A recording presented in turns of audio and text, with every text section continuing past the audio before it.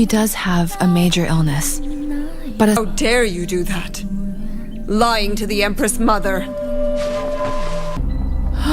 You wrote that? it wasn't there when I handed it over. Someone must have added it. But you said you wrote it yourself. The midwife Yoon, who's working at our palace, has been punished by Eunuch Ho. Her name is Yoon Xian. She entered the palace to treat the Empress Mother. What did you say? 不相见那一人那一面，也不愿你我错过的流年。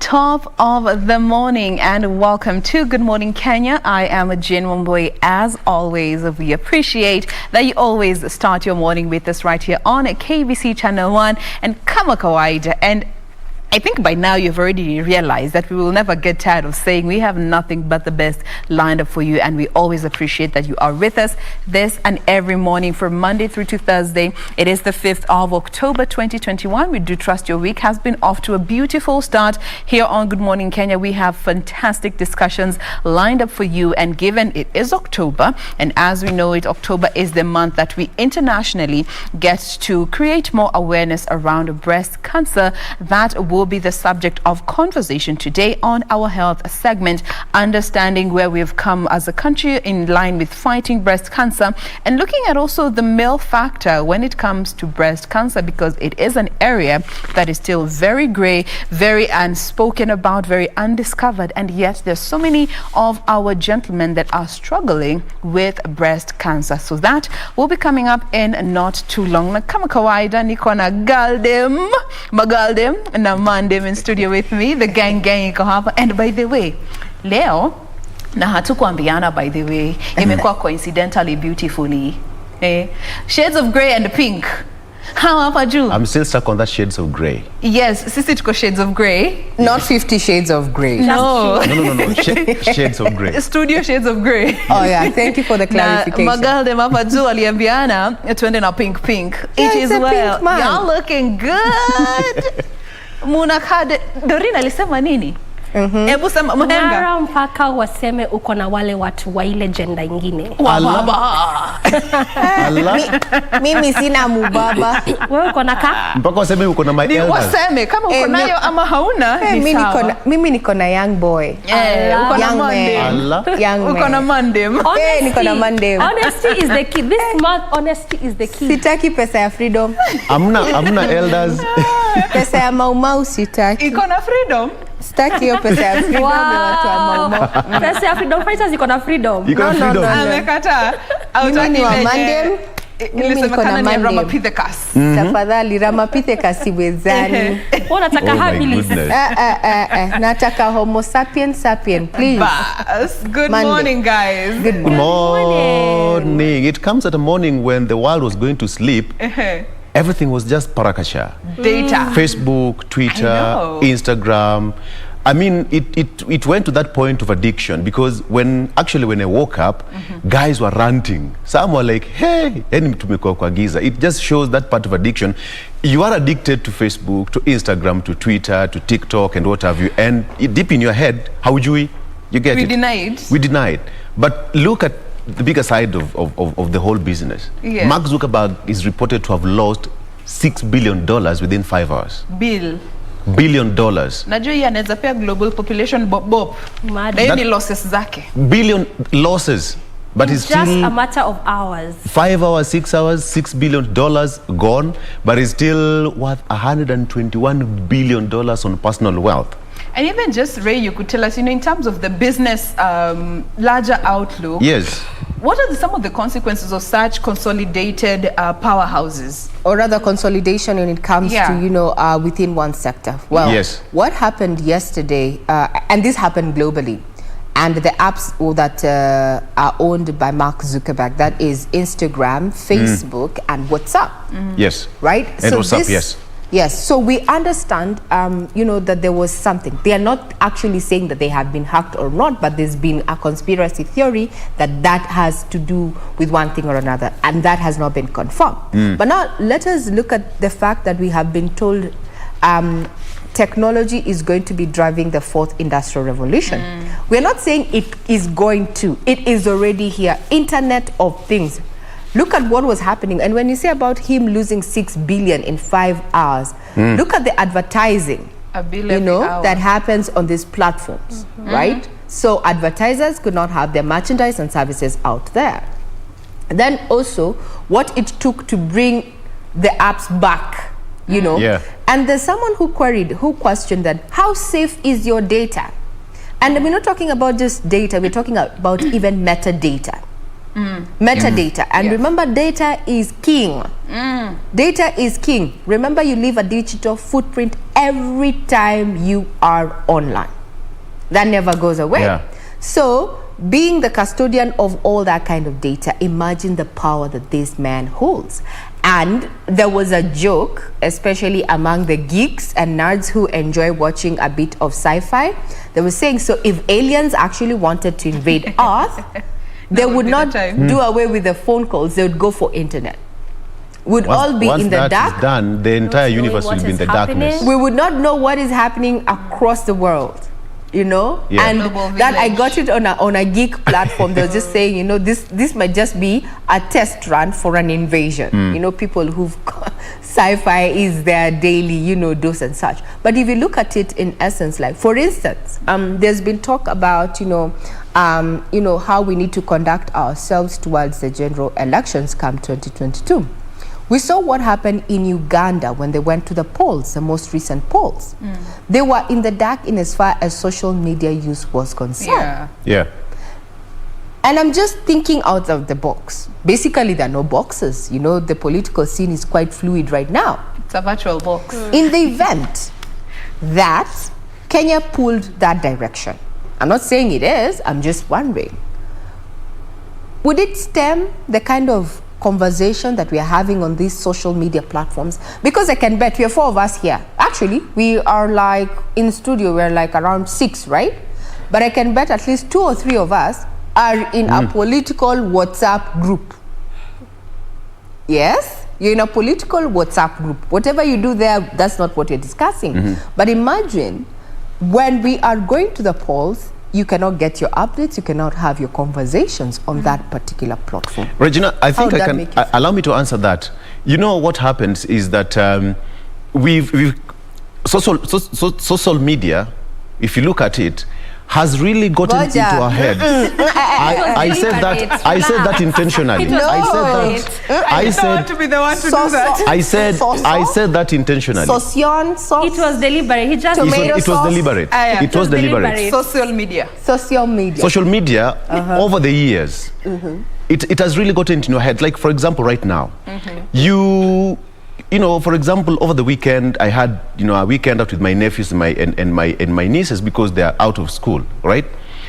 And you see these kids, they are completely engrossed in their phones. It is your time to enjoy. Put away those phones. If you ask them, what are you doing? What are they looking at? Man, you should be having your time, but the whole universe as we speak, kila kitu iko social media. We were all having the same conversation. You get it. What are you doing kwa simu? Ukimwangalia anaangalia nini? WhatsApp. WhatsApp. Instagram. They're doing some funny videos. I don't know which site, blah, blah, blah. It has really gotten to us. But imagine way back in the days when our mothers never had a phone. Mzee alikuwa anatuambia they used to walk like around 70 kilometers and kutafuta madhe. 70 kilometers. Right now, mimi ningependa bado kuandikiwa barua. It's revolutionized the entire universe. Let me just say this. I mean, yesterday, let me say this. Mtazamaji, I need another letter. Mtazamaji ni mtizamaji. You realize when the 3 apps were down yesterday, that was Facebook, Instagram, yes. and which one was this? WhatsApp. And WhatsApp. People went ranting on Twitter just because the apps were down. And yes. actually, but if you are reading the tweets, you'll realize most people that actually went ranting were not even these people that lost in terms of the advertisers, those that use these platforms for business purposes. It was mostly social media platforms. Like, I can't be able to send a text message. I have not received my WhatsApp messages. And then just from what Victor is saying, we have become so engrossed into these social media platforms that if someone told you, can you stay without your phone just for one day, zima tu, or give someone else for one day. Exchange phones. Or just leave it. Don't use it for a single day, only 24 hours. It's a problem. How many will do it? Relationships would end. And by the way, and not business people, just you as a person, you don't use any of the apps for business purposes, just leave your phone for one day. How many will? You have touched a very I know. I actually want to pause at that particular point. We'll be discussing it further when we get to in the headlines, because I'm sure it is on the dailies, it is on the social media. I mean, we are both here to consolidate social and mainstream media to just give you the latest updates. But before we do that, I think we need to get the news first. Because tukianza kuongea, we never finish. Yes. So anyway, Ray, take it away. Take it away. Now, talking about social media, and this was released on social media, we're talking about none other than the Pandora Papers. They happen to be, you know, an expose, so to speak, by the International Consortium of Investigative Journalists. And President Uhuru Kenyatta has said he will issue a comprehensive response to financial documents released by the International Consortium of Investigative Journalists. Now, the head of state says the Pandora Papers and the subsequent follow-up audit will lift the veil of secrecy and darkness for those who cannot explain their assets or wealth. Here's Edward Kabasa with the details. 30 more days as the government looks to ensure Kenya tames the COVID-19 curve. Health Cabinet Secretary Mutahi Kagwe says COVID-19 infection rate is still high. There will be an extension effective today of the containment measures, including the curfew hours that are there. And this is for two reasons. Number one is that we are still, as far as the positivity rate is concerned, we are still above the WHO recommended figures in terms of a 2 weeks period when you have got less than 5% of positivity rate at a high testing level. Over the last couple of months, calls have been growing on the government to reopen the country to salvage the ailing economy. As we head for the Christmas holidays, we need to ensure that as many people in this country. Well, it seems we all were waiting for that update in regard to, you know, what happens to the curfew going forward because of this COVID-19 situation. Indeed, that is what was happening there with CS Health there, Mutahi Kagwe, just giving a recap of where we are in as far as COVID-19 situation is concerned, as well as the curfew details. Now we have that story ready for us in regard to the Pandora Papers and what the president has said in regard to that matter. Have a listen. The ICIJ report alleged that the Kenyatta's offshore investments, including a company with stocks and bonds worth $30 million, were discovered among hundreds of thousands of pages of administrative paperwork from the archives of 14 law firms and service providers in Panama and the British Virgin Islands and other tax havens. The report, however, did not indicate whether the monies were linked to state assets. President Kenyatta on Monday said the report will go a long way in enhancing the financial transparency and openness that is required not only in Kenya but around the globe. President Kenyatta said the movement of illicit funds, proceeds of crime and corruption thrive in an environment of secrecy and darkness. The head of state said that the Pandora Papers and subsequent follow-up audits will lift the veil of secrecy and darkness for those who cannot explain their assets or wealth. He said he will respond comprehensively upon his return from a state visit to the Americas.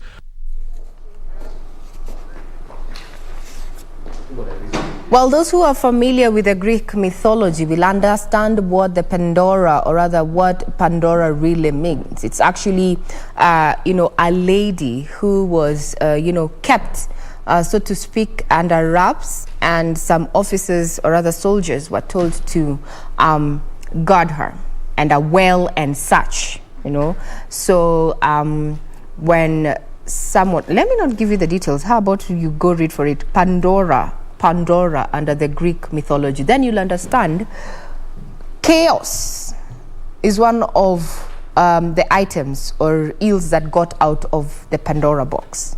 So yes, get reading when it comes to the Greek mythology. Then you'll understand what exactly or why that particular report goes by the name Pandora. Now, President Uhuru Kenyatta on Monday afternoon joined other heads of state and government in Addis Ababa for the inauguration of Ethiopian Prime Minister Dr. Abiy Ahmed Ali. Prime Minister Abiy Ahmed Ali was re-elected for a second 5-year term in July when his Prosperity Party secured a parliamentary majority by winning 410 out of the 436 seats. In his congratulatory message, President Kenyatta assured Prime Minister Abiy of Kenya's continued support in his administration's endeavor to build a strong and stable Ethiopia.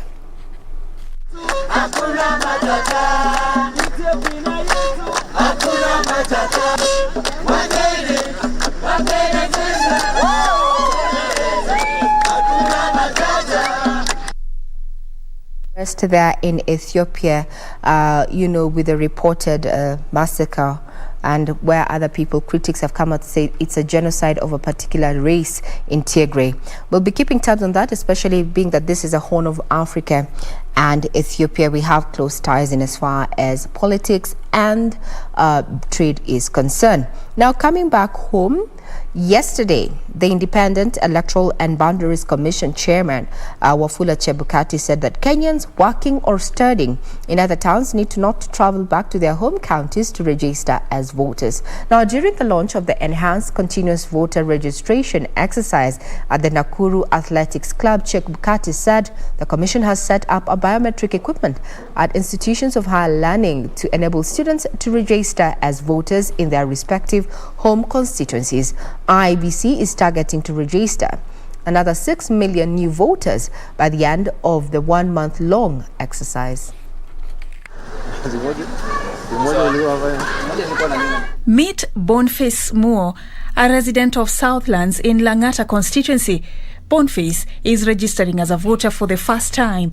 He is optimistic that with this document, he has the power to elect the right leader in the 2022 general elections. I just want to make sure that I also participate in putting the right leaders in place so that maendeleo tupate kama wa Kenya, because at some point we do blame them. Sasa hujapiga kura unaanza kusema amfanyiwi kazi. Maybe now my vote will make a difference. That's what I do believe in. Boniface is among the 6 million new voters being targeted by the Independent Electoral and Boundaries Commission. The registration kits stationed at the 52 Huduma centers countrywide will be open such that anyone who wishes to register will be allowed to select a registration center of their choice and their details captured to the selected center.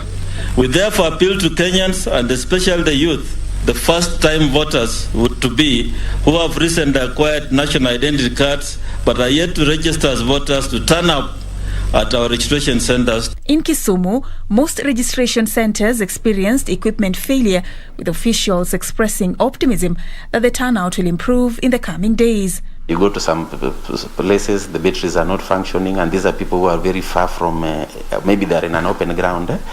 So we are forced to use, we are forced to look for a place with power.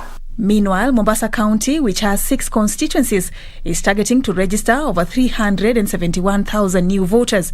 The county has also scaled up registration for identity cards. Mvita constituency alone has a target of 24,651 within this 1 month that we hope to register. And of course, each constituency has its own target based on what they had previously registered as at 2017 and the projected a population that has acquired new IDs. Kila sub-county imetengeneza ile kitu tunaita mobile registration, yani kupeleka huduma karibu na watu. Katika hili zoezi tumelipangia miezi miwili. Tunatarajia kuwa tutaregister zaidi ya watu 139. Politicians joined the electoral body in encouraging Kenyans to register as voters. And we call upon all eligible Kenyans to step forward and register as voters, noting that every vote counts, and it is the right and civic duty of every Kenyan to exercise their democratic right.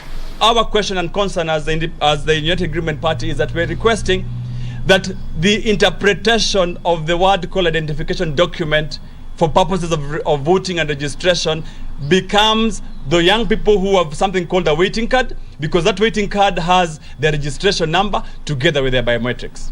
The exercise will be conducted in all the 1,450 wards except in Kiago and Musumba wards in Central Imenti and Kibwezi West constituencies and Mahuhu ward in Taita Taveta, which are set to hold by-elections.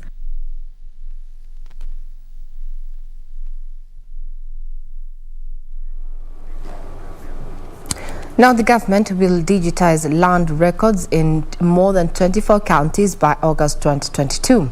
With the digitization of Nairobi and Central registries near completion, the Ministry of Lands now says 90,000 landowners in Nairobi will receive their title deeds 24 hours after registration. The government embarked on an ambitious plan to digitize records in all the 47 counties to rid the process of fraud. Since 2018, operations at Arthi House have scaled down as Ministry of Land officials clean up records in Nairobi and Central registries. We all live in Kenya. We know what has happened in our sector over the last 58 years. We don't have a very good record in terms of how we have managed this resource called land. So we have a lot of data sets. At the National Geospatial Data Center, the nerve center of land transactions launched by President Uhuru Kenyatta, the land acquisition and transaction process is set to be simplified. We want to be sure that when we print a title such as the one you saw me holding, we can tell you with certainty that nobody will ever take that land away from you, because national government is a guarantor of title. Land CS Farida Karune is optimistic that the ministry will have digitized more than half of the country by the end of 2022. Some of the counties, by the way, have like 3,000 titles, 1,400. Those ones are titles you can digitalize in one afternoon.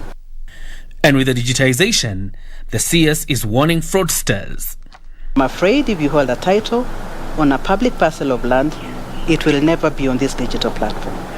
Data from the Ministry of Lands shows that under President Uhuru Kenyatta's tenure, the government has issued 5.2 million title deeds out of the 12 million processed by the colonial government and the subsequent administrations. With the government having invested in an ambitious plan of digitizing the 47 counties by December 2022, the Cabinet Secretary for Lands says the issue of fraudulent acquisition of land is going to be over, something that has bedeviled the country since independence. And just to give you just the rough numbers of the COVID infections in the country, only 77 people tested positive for COVID-19 out of 2,415 samples that were screened in the last 24 hours. Our current positivity rate as a country stands at 3.2%. It doesn't mean that we are out of the woods yet. Continue sanitizing, masking properly, and thoroughly washing your hands with soap and running water. Now, Deputy President William Ruto has once again hit out at his political nemesis, accusing them of allegedly slowing down the Jubilee Party's agenda of uniting the country. Ruto, who spoke during his Day 3 tour of Kisii, said the United Democratic Movement Party will unite the country and bring an end to politics of the haves and the have-nots.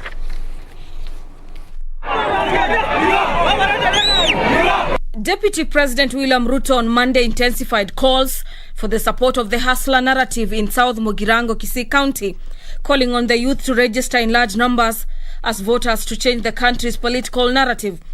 Uamuzi ya vile mambo itaenda mbele, uamuzi ya priorities ya serikali ijayo, wewe utapata nafasi ya kuziamua ukiwa na kadi ya kura na ukienda kupiga kura, ili uweze kuamua priorities ya serikali ijayo, priority ya kukupatia kazi kabla ya kutafutia viongozi vyeo.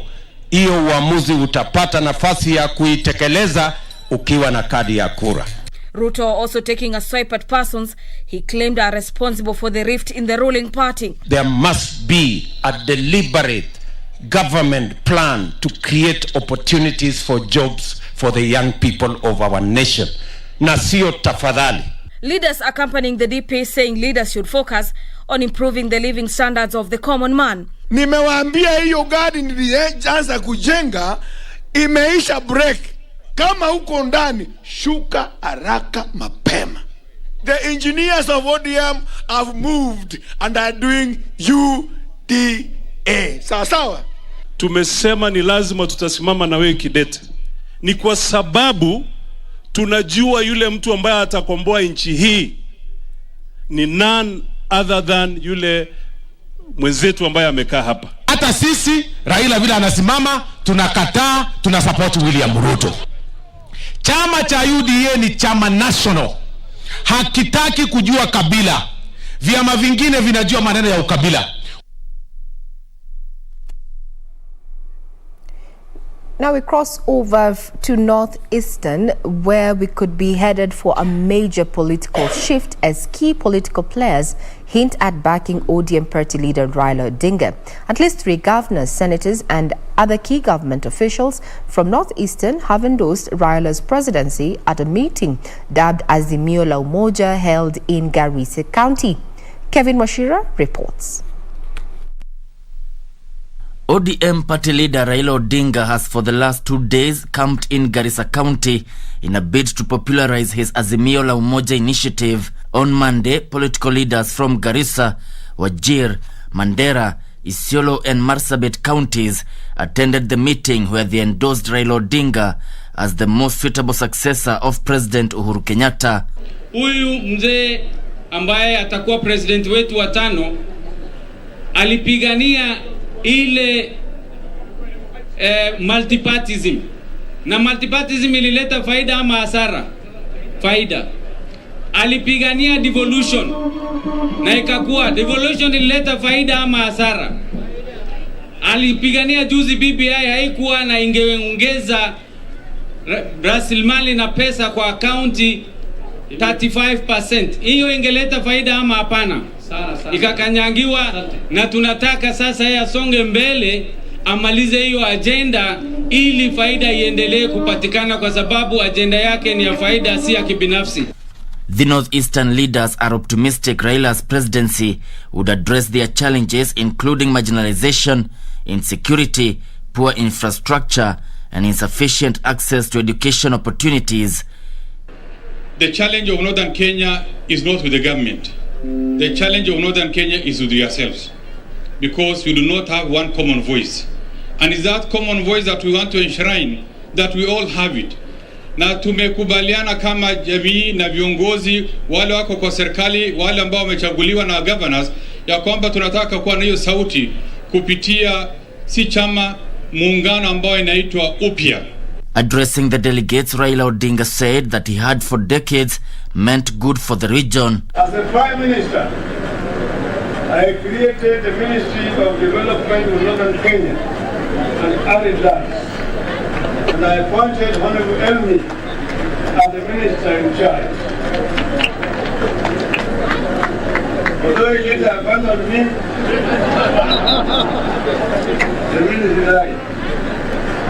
But I still believe we need a ministry of Northern Kenya and other areas. Given a chance, I will recreate that ministry and give it more power to unlock the new economic potential of the region. We'll be taking a quick breather, but thank you very much, Kelvin Kamau, as well as Genesio Karaoke, Kevin Jarvis, Hussein Haid, Alois Muholo, and Jackson Gashisha there, who are watching us live.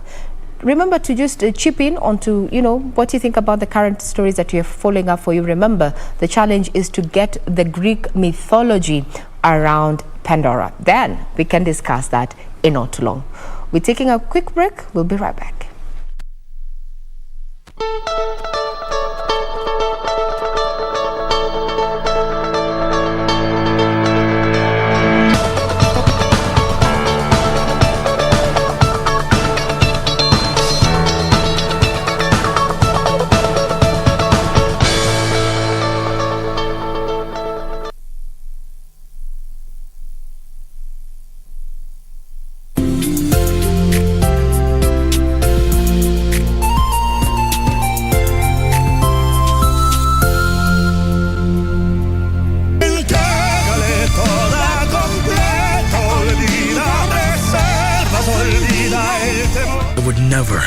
Never do anything against your family, and of course, against you, Deanna.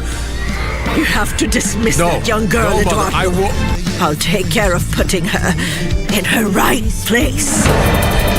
What would have happened if you had never left me to be with Loreto?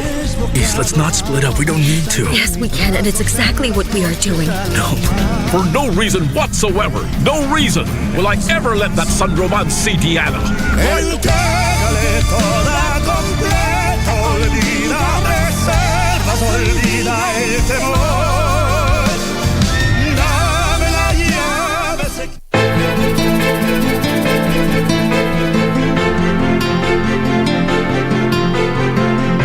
Nonsense.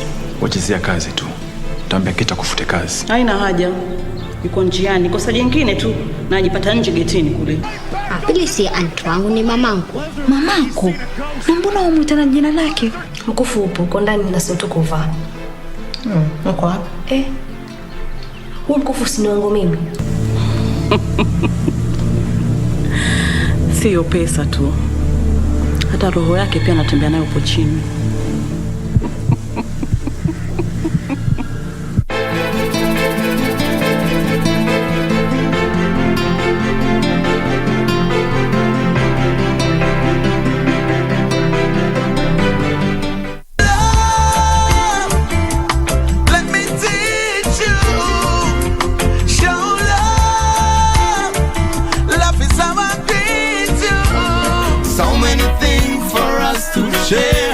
Now is the time.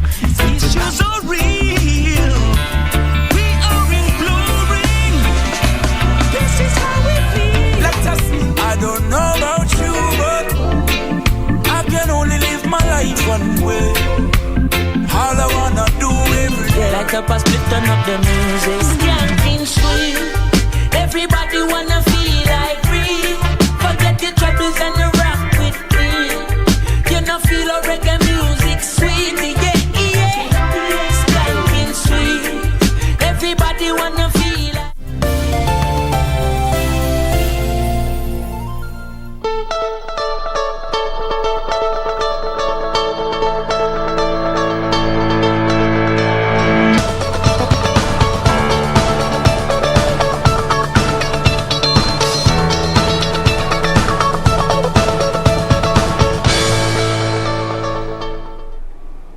Good morning. If you're just joining us, you're watching KBC Channel 1 and this is Good Morning Kenya, being the 5th of October 2021, just bringing you up to speed with those stories that have been making headlines in the last 24 hours. Remember, you can get further details on our website at www.kbc.co.ke and our YouTube channel. We're already streaming for those who are not seated in front of a TV set. Well, you can get us on KBC Channel 1.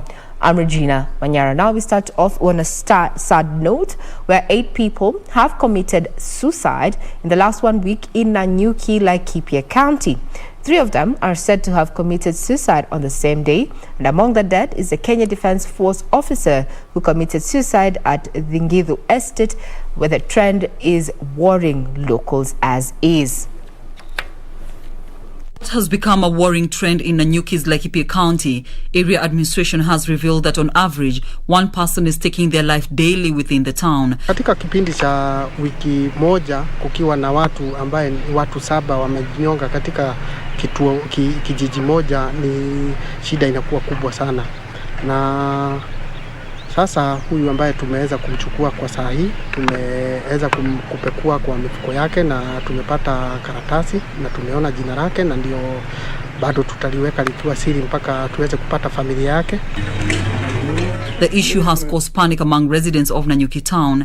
The latest victim is a male youth who committed suicide by hanging himself. The Kenya Defence Force officer committed suicide in the Ngithu estate, while a woman took her life in Mwereri village by taking poison. On Sunday morning, a clinical officer at the Nanyuki Teaching and Referral Hospital hanged himself. Katika ofisi zetu za chief, immediately mimi na assistant chiefs wangu tutaanza counseling sessions ambayo tutakuwa mtu ambaye ataingia kwa ofisi kutaka huduma, kwanza tunajaribu kuongea na yeye na tuweze kutathmini yale mambo ambaye yanakumba watu katika area yetu. Duncan Washira, the area chief, says his office is setting up a counseling facility to help stop the trend. Sasa sisi ambaye tuko hai na tumebaki, kila mtu ajaribu kuongea na mwenzake. Ile shida ambaye ungekuwa unapitia katika maisha yako, jaribu kuongea na mwenzako, sababu committing suicide is not the solution. The country has been dealing with increased number of suicide cases, pointing to a growing mental health challenge in the country.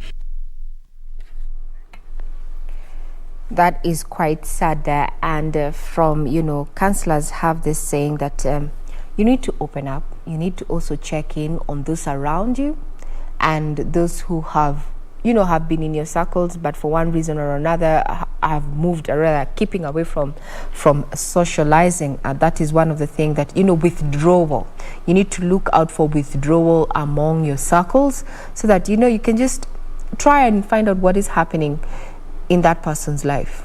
You might actually be saving a life. Yeah, very sad. There are 8 people dead in Nanyuki, Laikipia County. Now, the standard gauge railway has reduced air pollution by over 20% as fewer trucks are involved in transporting containers from Mombasa. Speaking at the World Habitat Day celebrations in Olkaria, Naivasha, Transport Cabinet Secretary James Macharia further said the government is embracing clean energy in a bid to reduce carbon gas emissions. His environment counterpart, Keriako Tobiko, attributed the current drought, floods, heat waves and rising water levels to climate change. As Kenya joined the rest of the world in commemorating World Habitat Day, focus was on production of clean energy with Kenyan rooting for geothermal. Today's function is a validation of the efforts we are making in having renewable energy in this country and supporting the UN SDGs. Transport Cabinet Secretary James Macharia said Kenya was grappling with unpredictable weather patterns but assured of the government's commitment to the use of clean energy in a bid to reduce carbon gas emissions. Macharia stated that ferrying of cargo through the standard gauge railway and the rehabilitation of major roads has seen air pollution by motorists reduced by over 20%. We did also implement another flagship project, the SGR, which has removed so many trucks on the road. From Mombasa, all the way to Nairobi, and now to Naivasha as well. That also has helped a lot in terms of mitigating this issue of carbon emissions. He said the construction of 10,300 kilometers of roads had improved use of fuel, hence reducing carbon emissions. Those roads are not just to bring development, but also they help in terms of mitigating the emissions of carbon emissions. Because if you take, for example, the roads which have been done in tarmac, it enhances fuel consumption and it reduces pollution. Environment Cabinet Secretary Keriako Tobiko attributed the current drought, floods, hot waves and rising water levels in lakes to climate change, for which the government is putting in place mitigation measures. Now we cross over to matters business, where the revenue collection is likely to drop this fiscal year due to the minimum and excise taxes legal row. The Kenya Revenue Authority Director General Gideon Boro says though the authority will institute more measures to meet tax targets, the decision by the Machakos High Court stopping the collection of the two taxes will significantly dent the overall revenue target of 1.88 trillion shillings. Last month, the High Court in Machakos barred Kenya Revenue Authority from collecting the minimum tax of 1% on gross revenue and issued a conservatory order stopping the taxman from adjusting excise duty rates for petroleum products and other excisable goods such as beer, wines and spirits, bottled water, food supplements and imported motor vehicles. Speaking during the launch of the Taxpayers Month, KRA Commissioner General Gideon Boro says the decision by the High Court will have a negative bearing on the overall revenue performance for the financial year 2021-2022. If we do not implement those two taxes, we are going to significantly dent our fiscal space. As a country, it means that we are not going to be able to fund certain objectives that the government has set out to do. We are saying that all taxes that we impose to Kenyans, they are well researched, and we are not in any way saying that those taxes were just some imaginations. KRA had targeted to collect 3.7 billion shillings from the 4.97% inflationary adjustment and 20 billion shillings from the minimum tax. If we lose that money, then it means we have to cut down somewhere else on certain services, which I believe is not good for Kenyans. The taxman says they have served notice of appeal to reverse both rulings and are waiting for the mention or hearing date. Minimum tax is a very sound tax decision or policy measure. A business cannot continue making losses and not closing down, enjoying the services of this country and not paying a penny. Consultations are, however, ongoing with the National Treasury to see if the adjustment of the fuel levy is a viable option, keeping in mind that funds for road maintenance are primarily derived from fuel levy, which is charged per litre of petroleum imported. There are challenges to do with global prices for fuel, and therefore when we add our inflation adjustment, it's going to affect Kenyans more. There are discussions going on around that area to see whether we are going to implement that inflation adjustment. We are consulting on that. KRA says the journey to raise 1.88 trillion shillings is still on course, with plans to expand the tax base by adding 2 million taxpayers by the end of next year. On to matters agriculture, smallholder farmers have been urged to embrace organic farming as a means of improving income and boosting healthy living. Thousands of farmers in Kiambu County are now adopting the practice, with many reporting benefits leading to higher quality food output.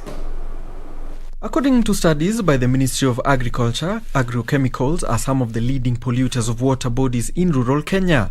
These chemicals find their way into our water bodies, polluting the country's ecology and marine life. Also, produce that has been sprayed with these chemicals, when consumed, may cause health problems to consumers. Ukizoea kukula zile chakula organic ambazo hazina dawa, unaepuka magonjwa mingi sana. Tunaona magonjwa mingi imekuja, tunaona mambo ya kansa, tunaona mambo ya ngozi, magonjwa ya ngozi. Farmers like Peter Maranya say they have realized improved diets in the community, compounded with better yields as a result of organic farming. We are told take your food as medicine and not medicine as your own food. So what we are doing in organic farming is actually actualizing that, producing what we are able to for our own family and also for our neighbors when we produce enough. Organic farming requires a small portion of land to practice, where small-scale farmers can use compost manure and produce quality foods that will help fight lifestyle challenges.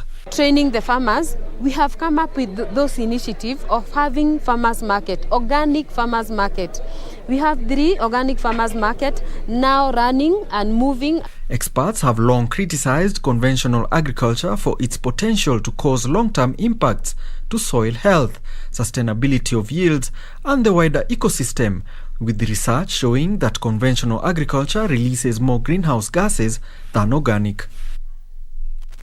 Kenya Airways plans to increase the number of flights to London in a bid to cash in on the rising demand. This comes a month after Kenya was removed from the UK's red list, which had choked demand. The national carrier says it will add 4 flights weekly from the current 2 to Heathrow Airport. The UK route is one of the most profitable routes for the carrier.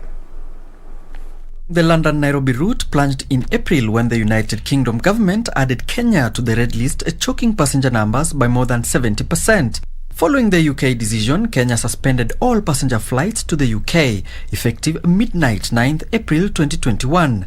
Kenya also retaliated by requiring all passengers originating from or transiting through UK airports to go through mandatory 14-day isolation at a government-designated facility at their own cost upon entry into Kenya. According to Kenya Airways data, Europe accounted for 20% of its revenue in 2020, bringing in 10 billion shillings out of the 62 billion shillings that the airline posted. A statement from the airline says, and I quote, "We shall be adding flights to the UK to 4 a week, with a possibility of a 5th one depending on demand," end of quote. However, cargo flights between the two countries were not affected by the red list decision. KQ is deploying additional flights on the Nairobi-London route at a time when the summer season, which is normally characterized by high demand for air travel, is at the tail end. To the sporting arena, Harambee Stars head coach Again Firat has named his final 2022 World Cup qualifier squad that will take on Mali on October 7th. Now, the Kenyan team has left for Morocco, where they'll be hosted by the West African nation in the group's 3rd match. Kenyans will be keen to see whether Firat will largely maintain the players that started under his charges. Zesco United's goalkeeper Ian Otieno has been #1 choice and kept his place under Jacob Ghost Mulee.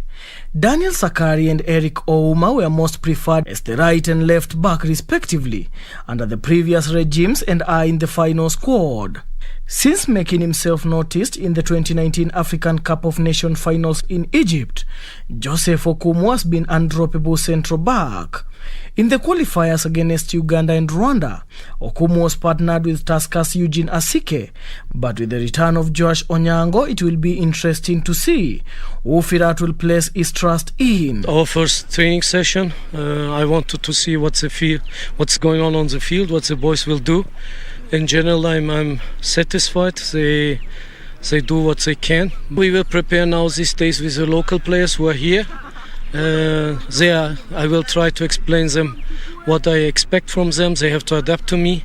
Zimecheza hizo zimepita, at least tumepata point pa kuanzia.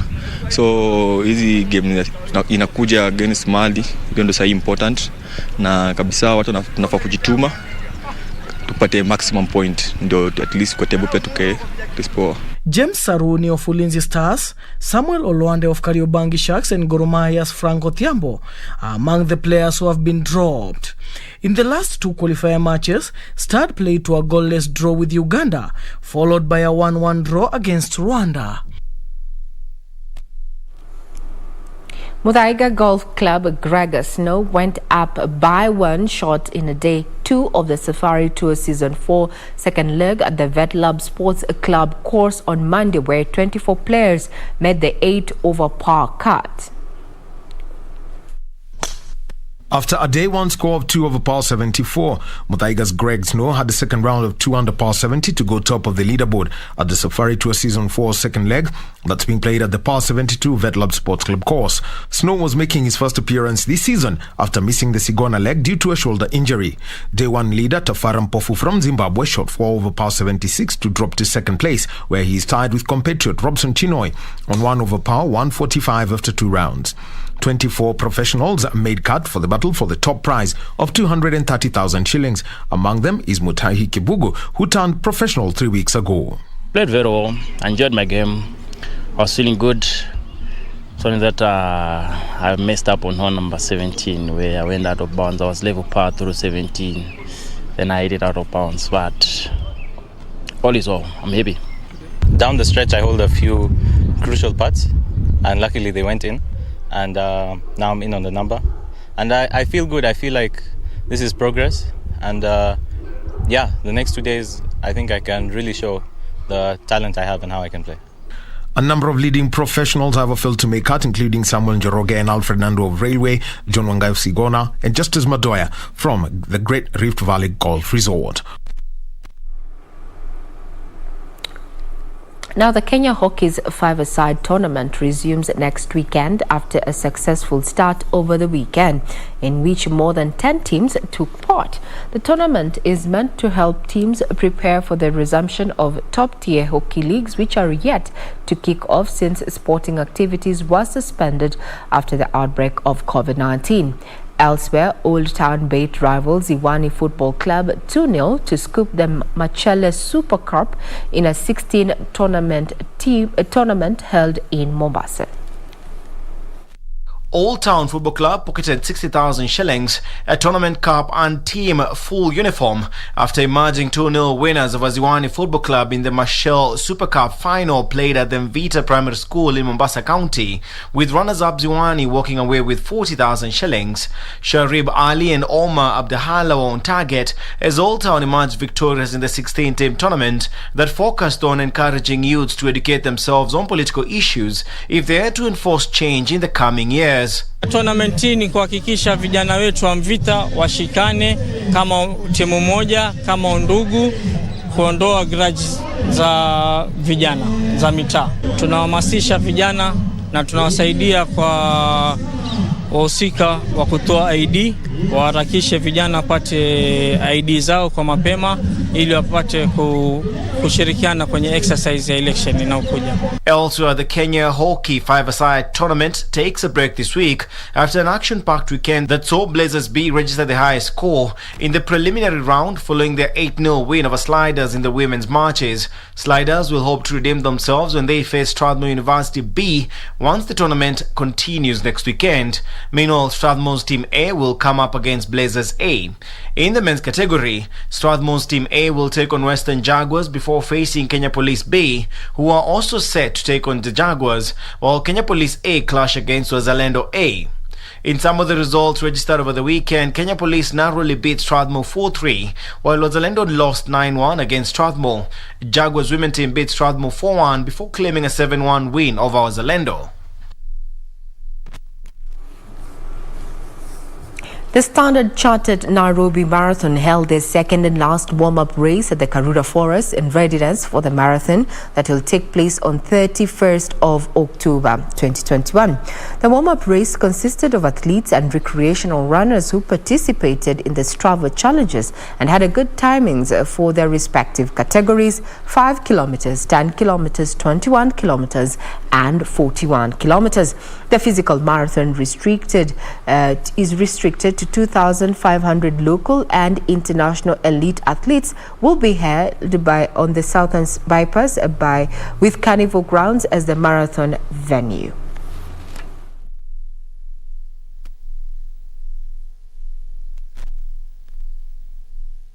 This year we have a hybrid marathon. We have a physical race for elite runners, which will be held on 31st of October. It will start at the venue is the Carnival Grounds, and the race will be along the Southern Bypass.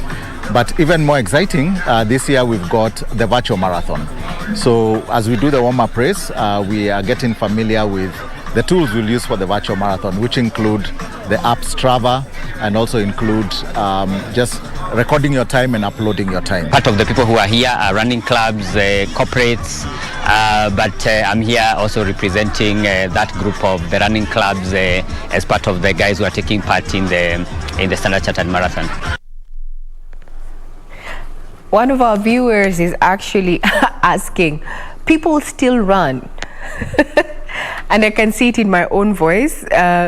Actually, people do run, like for no reason at all. You're not running away from danger.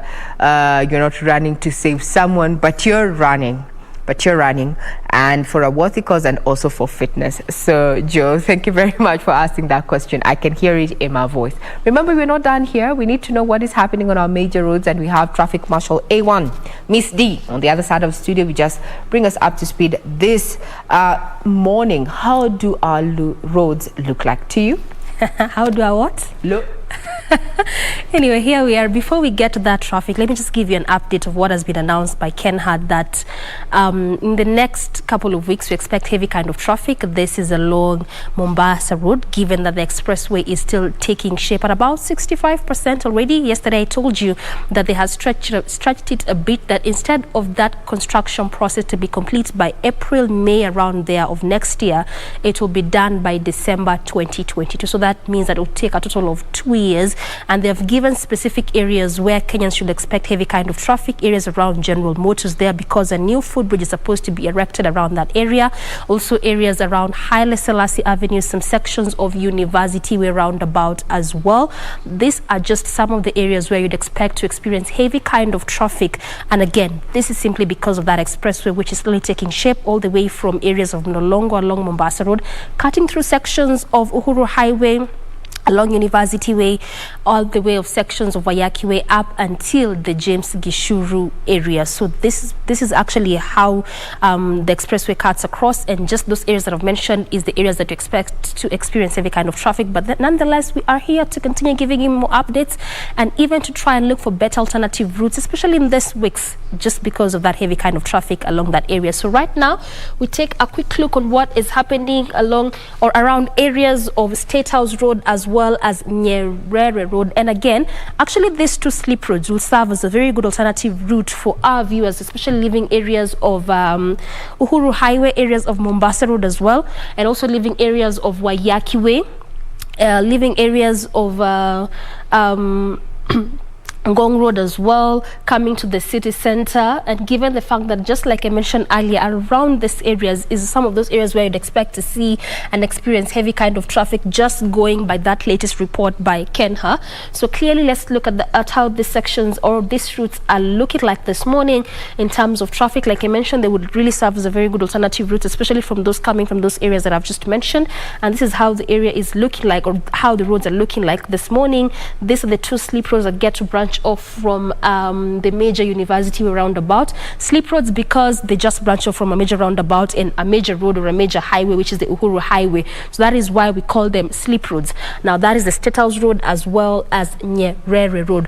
One of the major reasons why they could serve as a good alternative route is because they are routes not used by public transport. And again, this is just specific for those that either are using motorbikes or even on private vehicles. So away from Uhuru Highway, branching off through University Way, as you head over to areas of Ngong Road there, Valley Road as well, heading to areas of Langata Road as well, and also leaving those particular areas, coming to the city center via the same route. This is how it's looking like. Not bad at all, just in some sections, especially along State House Road, as you leave the roundabout, cutting through areas of YMCA. That's just where it's building up a bit, but altogether a manageable kind of traffic. In fact, it's just specific on that section there.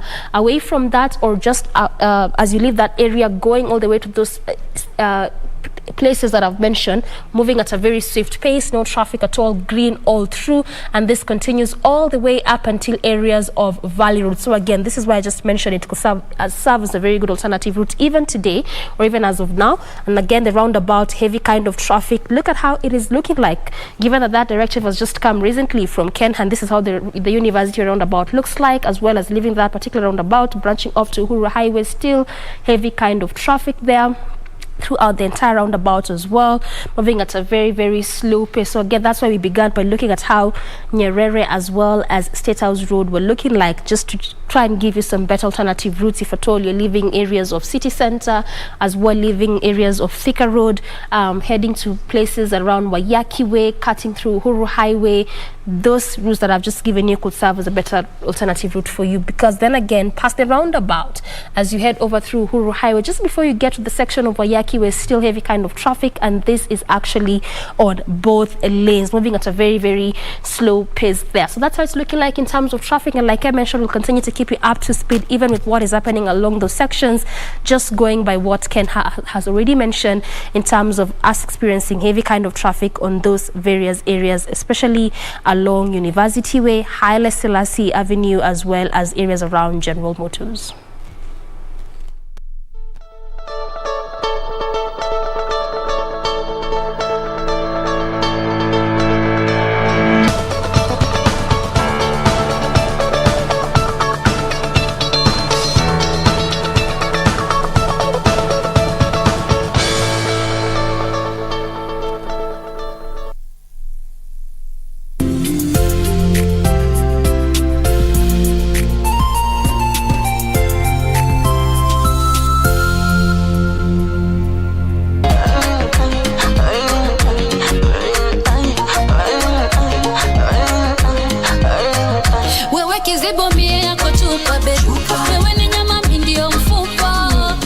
Nimekuona unakimbia kule sana mbali na kazi hizi. Unajua pia Kenya na Tanzania sisi ni majirani. Kuna collab yote ambayo inakuja labda? Yeah. Kuna collab. Inakuja na nani? Sikwambii, surprise. Wasanii wengi watumii mbinu kama ambazo unazitumia wewe ndugu yangu. Kwa nini uliamua kuwa na mashindano kupitia YouTube? Kata, yeah. Yeah. Ndio tumetoka. Kata. Mauna kata basi kata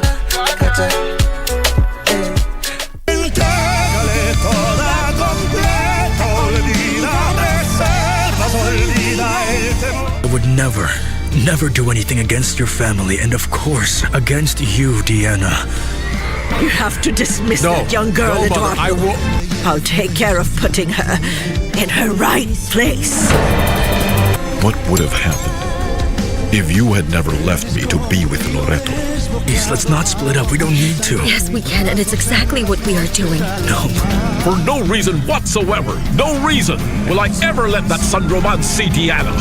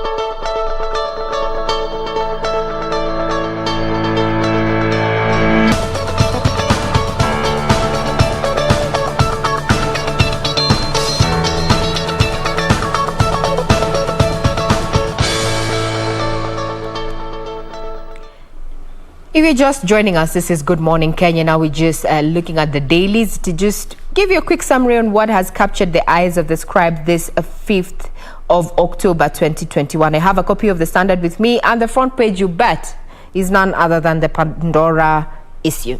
And I know it has, I'll not belabor the point because I'm sure it has also found itself on the front page of the various dailies that my colleagues have with me in studio.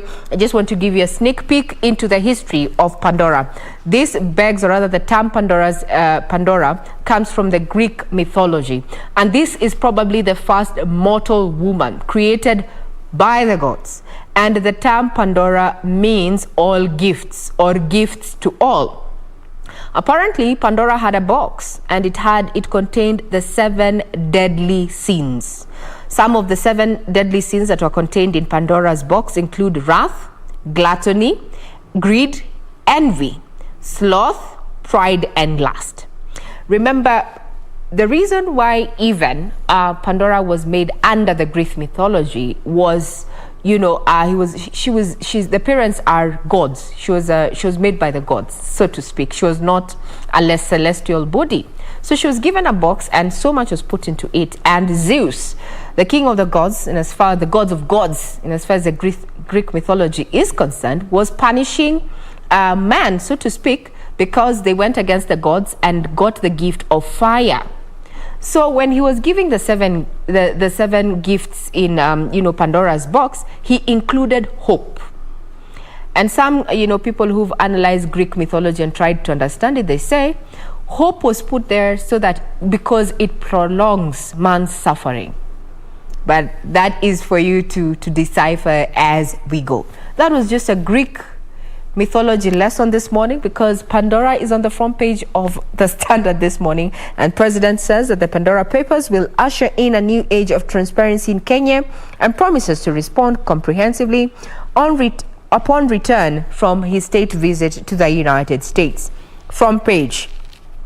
Then also matters of finances. Remember, we have been glaring on matters, a debt ceiling. There's been talk about raising the debt ceiling from the current 9 trillion to 11-12 to accommodate the spending that we have. We're going into the we're going to the elections in the next few months.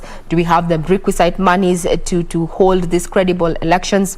So while that is happening, KRA says that it has recovered 100 billion shillings from tax cheats. So, however, the court's decision on minimum tax and adjustment of excise duty, and also it says that the collection may fall by 23 billion, due to the court's decision on minimum tax. Remember, there is that particular court that made that decision in Machakos there, and suspended the payment of minimum tax there after businesses complained that during COVID they did not make any profits. Actually, they were running the businesses on negatives, so to speak. Then adjustment of excise duty on petroleum products might actually affect these 100 billions that they have recovered from tax cheats. Talking about the general election 2022, day one was yesterday in Nakuru, where IEBC began, their month-long exercise there to register more voters. It means if you had registered before, you do not need to register again. It simply means that. So IEBC is targeting to register at least 6 million new voters by the end of the 30 days that it's going to be conducting such. And the chairman has come out to say, you know what, we are broke, but we must work. Remember, there is a deficit there in their budgetary allocation for the current financial year. And this has been the talk, both on mainstream media as well as social media, and even the corridors of, or rather in the chamber, in as far as politics, as far as parliament is concerned, both at the Senate as well as the National Assembly. On the special feature, we have bandits' bullets that have killed dreams. We have heard, this is a story about, people who've ended up getting amputations and such over, stray bullets and such. Matters of politics also find themselves on the front page with Ruto and Raila on the front page there. One is in Garissa. One was taken, ODM leader is in Garissa town, while the Deputy President William Ruto, as per this speak, was popularizing his bid at Nyakembene. Wow, Nyakembene, South Mugirango in Kisii County, run up to the general elections 2022. That's a quick summary what has captured the scribes in as far as the Standard is concerned. To you, Jane. Now let us run through the front page of the Daily Nation. Some of the stories that haven't found their way on the Standard there. Of course, Pandora's box is the main read here on the front page of this particular daily. Moving on to the other stories, there is the story concerning the curfew being extended for a further 30 days. This is something that, people will be like, okay. you know, that's the reaction that so many people have expressed towards this extension of the night curfew, the dusk to dawn curfew. Some politics is that Raila courts the regional parties, and this is in line with the current Northeastern tour that he is on. And just yesterday we did see Treasury CS, that is Yatani, alongside the Garissa Governor, Isiolo Governor, as well as Wajir Governor, announced the region's newly formed political grouping called Upia Movement, which have expressed support for Mr. Odinga for his 2022 presidential bid. Another story that has been featured here is in regards to the fuel pain, with MPs now to the rescue and looking at some of the recommendations that they have made in an effort to try and reduce, or rather curb, the rising cost of fuel. And these are recommendations by the Parliamentary Committee to reduce the fuel price. They have recommended the reduction by half of a VAT that is charged on petroleum products. Just to mention but a few very quickly, they have also recommended the slashing of excise duty and petroleum development levies, as well as scraping off the 1.5% railway development levy, because they have said that all these multiple taxes are the reason as to why the fuel prices are spiraling out of control and, you know, on an upward trajectory. They also want to amend regulations to require the EPRA to seek parliamentary approval before announcing the price reviews, all in efforts to try and, you know, get a hold of the fuel prices, and especially so given they have been on an upward trajectory. Looking at the voter registration that was officially launched yesterday in Nakuru, 11 counties hold the most new votes. Collectively, there are 11 counties with nearly half of the estimated total number of new voters expected to be registered in this month-long exercise, which contribute to 45%, or roughly translating to 4.2 million new votes. This and so much more, we'll be giving you more details to Kendeleana in the headlines. Victor. And still on that issue of voter registration, low turnout as poll agency starts mass voter registration. It is said that 30-day exercise started on Monday and targets to list 6 million people. Low turnout and calls for the IBC to increase the number of registration clerks marked the first day of mass voter registration as the electoral agency started the exercise across the country. Now, the 30-day exercise started on a low key on Monday, with a handful of people turning up to be registered at various voters in various parts of the country. Now, the electoral body targets to at least 6 million new voters, setting the stage for a fierce battle among the bigwigs for the voting bloc that has been the potential of tilting the outcome of the forthcoming general election. And still on matters, this is now a blame game in terms of treasury and money there. Munya says that CS Yatani, responsible for high fuel prices, says that treasury holding on to 24 billion shillings in subsidies. Petroleum CS John Munyes has blamed his national treasury counterpart Ukur Yatani for the high fuel prices that have sparked protest from Kenyans. Now, Munyes yesterday told the Senate Energy Committee that the treasury has declined to release 24 billion shillings from the Petroleum Development Fund that would be used to cushion Kenyans against high fuel prices. In politics, Northeastern top guns throw weight behind ODM's Raila Odinga. Korane, his Wajir counterpart Mukhtar, and Isiolo's Kuti are among the heavyweights supporting ODM leader, who is also expected to meet Mandera and Marsabit governors. Political heavyweights from Northeastern there meeting ODM leader Raila Odinga yesterday in Marsabit.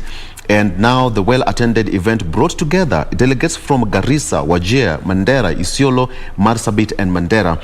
Garissa Governor Ali Korane, his Wajir counterpart Ahmed Mukhtar, and Isiolo's Mohamed Kuti among some of the heavyweights who participated in that event. Okay, on the issue of Pandora, Kenyatta family has 13 offshore farms, one of which was valued with assets worth 3.31 billion Kenyan shillings. And according to President Kenyatta, Uhuru says that we can account for our offshore billions. President Uhuru Kenyatta, whose family prodigies offshore offshore wealth was exposed by a consortium of investigative journalists, says that he has nothing to hide. He has promised to respond comprehensively on his return. The president neither denied nor discredited the leakage, saying that such reports will enhance financial transparency in Kenya and worldwide. That is as far as that story is concerned. And on the front page of the Star now, we can account for our offshore billions. That's still Uhuru. The Kenyatta family has 13 offshore farms, one of which was valued with assets at worth 3.1 billion shillings. And according to John Githongo, he says that report has created a lot of anxiety. Okay, how that is going to pan out is again a matter of wait and see. Now, ladies, there's a story here. KDF widows and widows who remarry to lose pension. Soldiers and families to be paid gratuity and pension within 90 days. So the story says that KDF widows and widowers who remarry or enter into new relationship will not be paid pension benefits. Now, new rules published by the Defense Ministry provide that no payment shall be made to a KDF widow or widower who remarries or cohabits with another person as husband or wife. Pension also shall be denied to any widow or widower who abandons any of a deceased KDF officers' children. So, according to the regulation, when the widow or widower has children by the deceased KDF member under his or her charge, they may receive the pension on behalf of the children. It can also be sent to an approved guardian. And that is why it's called a disciplined force. Doreen. Okay, let's come to the People's Daily. And with children at home right now that they have closed school, and we obviously have picked that since yesterday evening when Facebook, Instagram and WhatsApp was down, clearly just shows how much we love social media, and even some are addicted to this platform. So this is why the government is now intensifying efforts to protect children and the youth from harmful online content with a multimedia campaign with the name Huwezi Tuchezea Tuko Cyber Smart. That is the name of the campaign there, but I'll be telling you more a bit about it and what the government is trying to do to at least ensure that children and the youths are protected from any cyberbullying, even at this point or at this time when they are at home. We have also talked about the Expressway. We talked a bit about it yesterday, also gave you a bit of the latest report from Kenha. But now the Transport Cabinet Secretary, that is James Macharia, says that the City Expressway is set to ease traffic and also turn Kenya into a tourism hub. So not just when it comes to easing traffic, because as you already know, that just staying in traffic for a single hour, the country loses about 11 million Kenyan shillings. So this is why they're really in a bid to try and ensure that they make it easy, and they try all they could to reduce traffic congestion. And this is also why the Expressway came into shape, also being termed as one of its kind in East and Central Africa, and the second largest toll road in Africa after Dakar Toll Highway. So clearly the Expressway is going to be one of its kind, and like I mentioned also earlier, it's 64% already in terms of completion, and it's going to take a period of 2 years up until next year, that is December 2022. But also this article continues to just highlight more a bit about the Expressway, so I'll be also telling a bit about that in just a short while. And again, coming to the extension of curfew, clearly Kenyans had waited at least to see if perhaps they would lift the curfew, but the CS yesterday, as he was addressing the Media Council of Kenya during the COVID-19 information, during that particular function, there he addressed various issues, just citing as to why the curfew was extended for a further 30 days. Again, clearly citing the issue of vaccines as well as many other things there that again we'll highlight for you in just a short while. Also, coming to IEBC as well as the listing that just began yesterday in Nakuru County. IEBC has raised various concerns, key among them being the issue of budgeting, just trying to say to the state that they need to allocate more monies for them to ensure that this particular exercise is conducted well. And speaking of just elections as well as the listing, there are also the Electoral Commission has been asked to ease voting process for disabled persons to try and also make it easy for them during the voting process. And this was mentioned by the nominated MP, that is Denita Gatti, who represents persons living with disability in Parliament. And he says that all voters should be catered for, inclusive of also persons living with disabilities there. And of course, the Pandora Papers does not miss, still on the front page of the People's Daily there. Ray. I don't know where to start from because so much has been said about this Pandora, and well, it remains as such. And we can only await to hear from State House, especially the president, who said he's going to offer a response into regard to those papers that were made public there.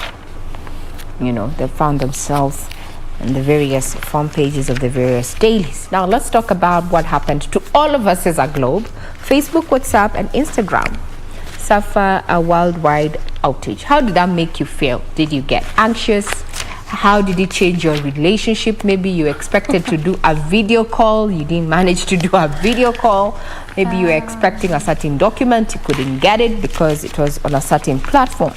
So the company has come out to say that it was aware that some people are having trouble accessing the Facebook app.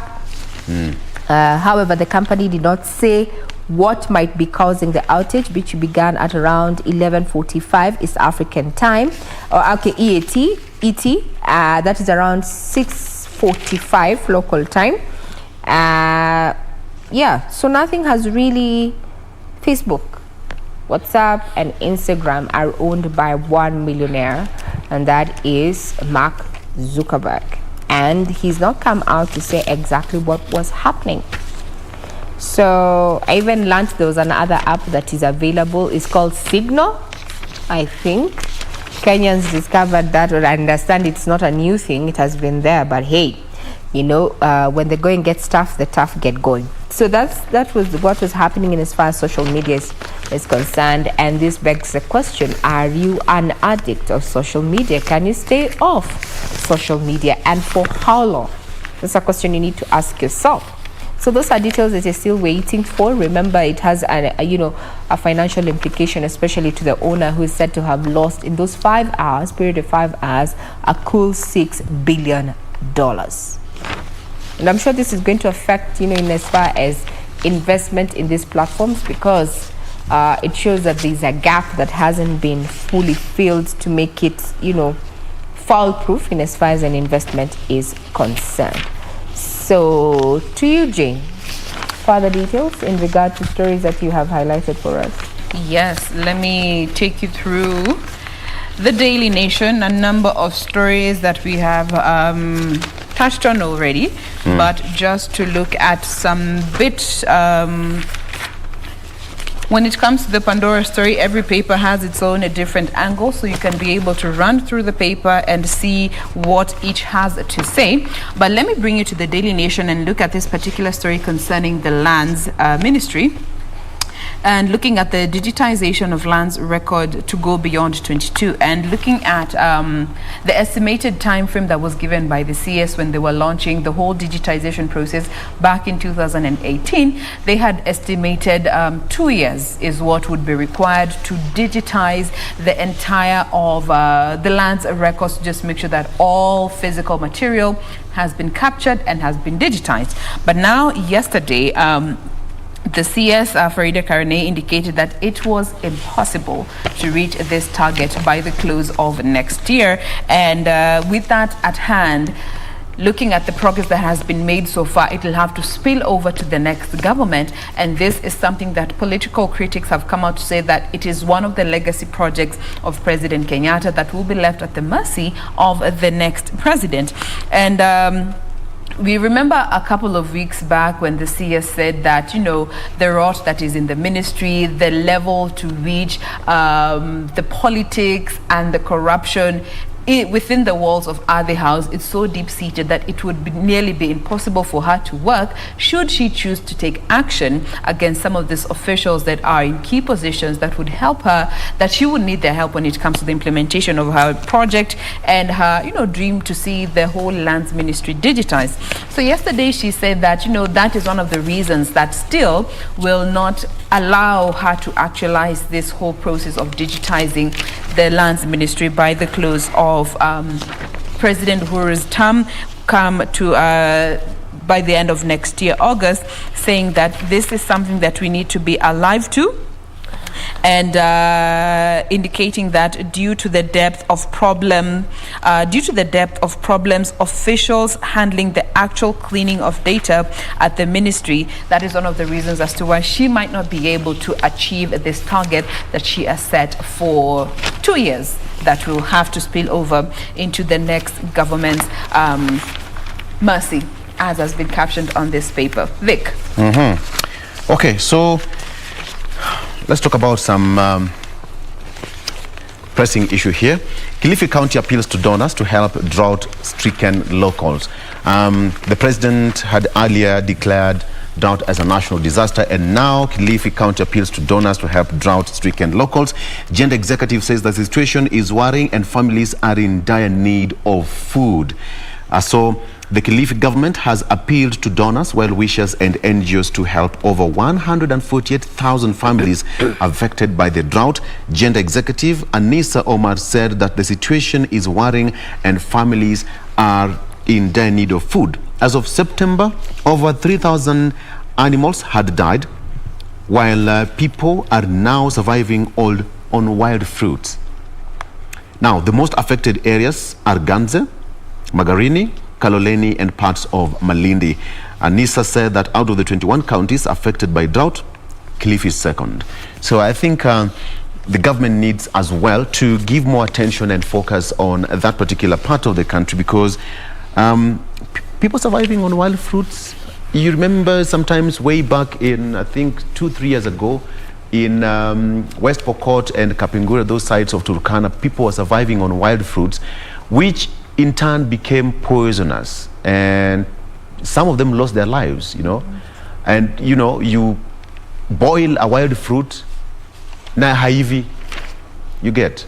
And at the end of the day, when you consume it, you suffer more. And I think it's now high time the government gave a serious focus on that particular part of the country. Okay. There's a story here. Kabarnet residents decry sale of drugs and alcohol to school children. A drunk schoolboy was spotted staggering before he jumped on a motorbike on Friday. Aliulizwa akasema he was just trying to drown the stress level. So Nyumba Kumi elder Hamisi Alfan of Bondeni Estate has also raised concern over illegal licensing of backstreet bars and wine and spirit joints on the rise. That's on the rise. So authorities in Kabarnet, please take charge. Police officers in Kabarnet, from the national broadcaster, you are on the spot. Kids should be in school. Kids should be in school. I think that's just that. There's no negotiation about it. Make sure that all school-going children are in the right place. They deserve to be there. Absolutely. They deserve to be there. Doreen. All right, let's talk about this road. And this is because on the PG this morning, it has been given 2 pages just describing this road that is set to shape how Kenya looks like and how Nairobi city will look like the moment it's complete. At 64% complete already, it's set to decongest Nairobi metropolitan area, besides facilitating seamless movement on the northern corridor, that is the Nakuru-Nairobi highway. So the Nairobi the Expressway, currently under construction, is expected to significantly reduce traffic jams in the city, thereby making the country the preferred international tourism destination of choice regionally. The 65 billion expressway, which is the first of its kind in East and Central Africa and the second largest toll road in Africa after Dakar Toll Highway, will help save billions lost in traffic jams every year, given that the country loses an approximated 11 million Kenyan shillings in traffic every hour. Speaking at the Athi River Machakos standoff during an inspection tour of the Northern Corridor project, that is the Transport Cabinet Secretary James Macharia, he pointed out that the new expressway will be a game-changer project that will ease movement in and out of the capital. In addition to that, he also said, just aside from reducing traffic congestion, being looked at the best road in the region, the second largest in Africa, he also said that the expressway must also be seen not just as an infrastructural project, but it's also part of a bigger story of moving labor and capital much faster from point to point, but more importantly, agricultural produce from Kiambu to JKIA, given that that's where the road begins, and will take less than an hour, and to markets in city center. So that's what he further continue to say. Well, you can also get your copy, try to read more about this particular project, try to understand why the state is so much keen on this expressway, and also so much keen to try and ensure that the construction process lapses at the exact time in which they have put in place there, because of how instrumental, important this kind of project and road it will be in Nairobi and also Kenya as a whole. Great. Now, as we come to a close, there are changes, especially in the judicial system there. You know, we are seeing magistrates and judges making quite the verdicts there. Now, taking you to Baringo, where a Baringo judge has bashed the DCI over delay in procuring witnesses. Apparently, they were following up on a case, the defendant in a murder case filed in 2013. To date, there is no prosecution witness. And he said, I oppose the application. No single reason has been given. The prosecution and the police are washing their dirty linen in this forum, which is not acceptable. These are the words of Vincent Kiptum, who is a lawyer of representing Chalimo, who has been, in this case, indicted in this matter and, taken to court. Since 2013, no witnesses have been produced, So this judge says that will not happen. He issues the directive last week. We're presiding over a case and says that prosecutor in this case wanted another adjournment of the case that has been in court for 9 years. And this is what prompted the judge to issue the orders. It is a wrap. Remember, you can get further details of stories that have been making headlines in the last 24 hours available on our website, that is www.kbc.co.ke, and we're also streaming live. So we're not done with Good Morning Kenya, just in the headline segment. And I'd want to pose a question to you, not about Pandora, we already answered that, but a question: how many marginalized communities do you know in Kenya? How many marginalized communities do you know in Kenya? I know my colleagues here, maybe they just know the El Molo, but I want to assure you that there is a community that goes by the name Wayu, who have a king and queen system, and they are domiciled within 9 counties in the country, and the emperor is in Ethiopia in a place called Woyowondo. That is going to be coming up in not too long as we continue with conversations that are not only informative, but also, interactive. Do keep it right here.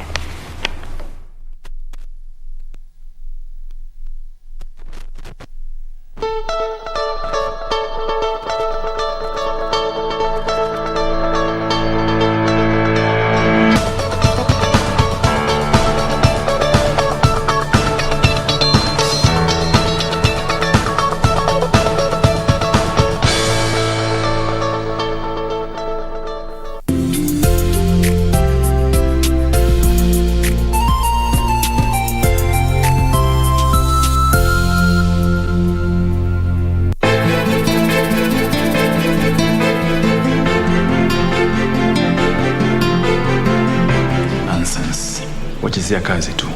Tambia kita kufute kazi. Haina haja. Yuko njiani. Kosa jingine tu na ajipata nje getini kule. Pili si antu wangu, ni mamangu. Mamako? Na mbona wamuita na jina lake? Mkufu upo, uko ndani na sio kuvaa. Uko hapa?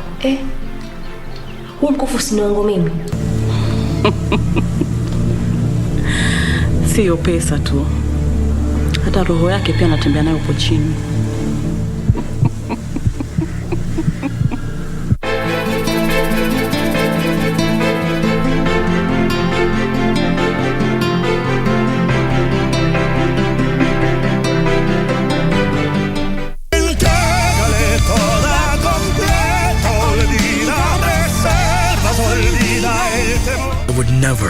never do anything against your family and, of course, against you, Deanna. You have to dismiss that young girl, no, Eduardo. Mother, I will. I'll take care of putting her in her right place.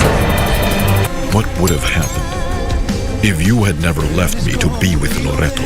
Yes, let's not split up. We don't need to. Yes, we can, and it's exactly what we are doing. No. For no reason whatsoever, no reason will I ever let that San Roman see Deanna.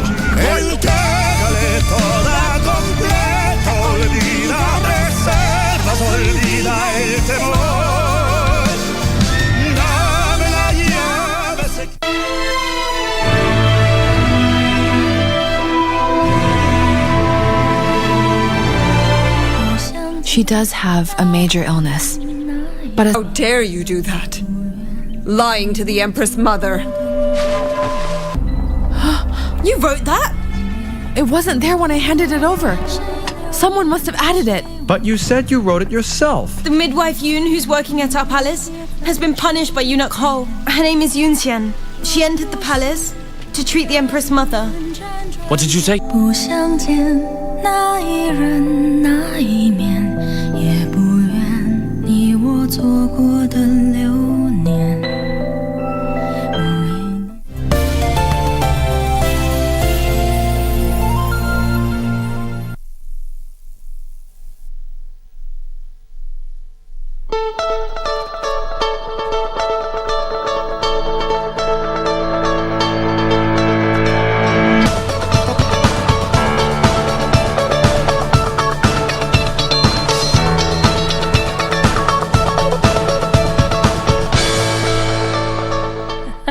Welcome back to the program at 4 minutes past 8 a.m. Time for us to also check how the roads are looking like this morning. We are keenly focusing on what is happening along State House Road as well as Nyerere Road. Those two main sleep roads that branch off from the major university roundabout. And also, perhaps if you missed our fast traffic link, again, it's quite important for me to mention because looks like we're really constantly talking about the expressway.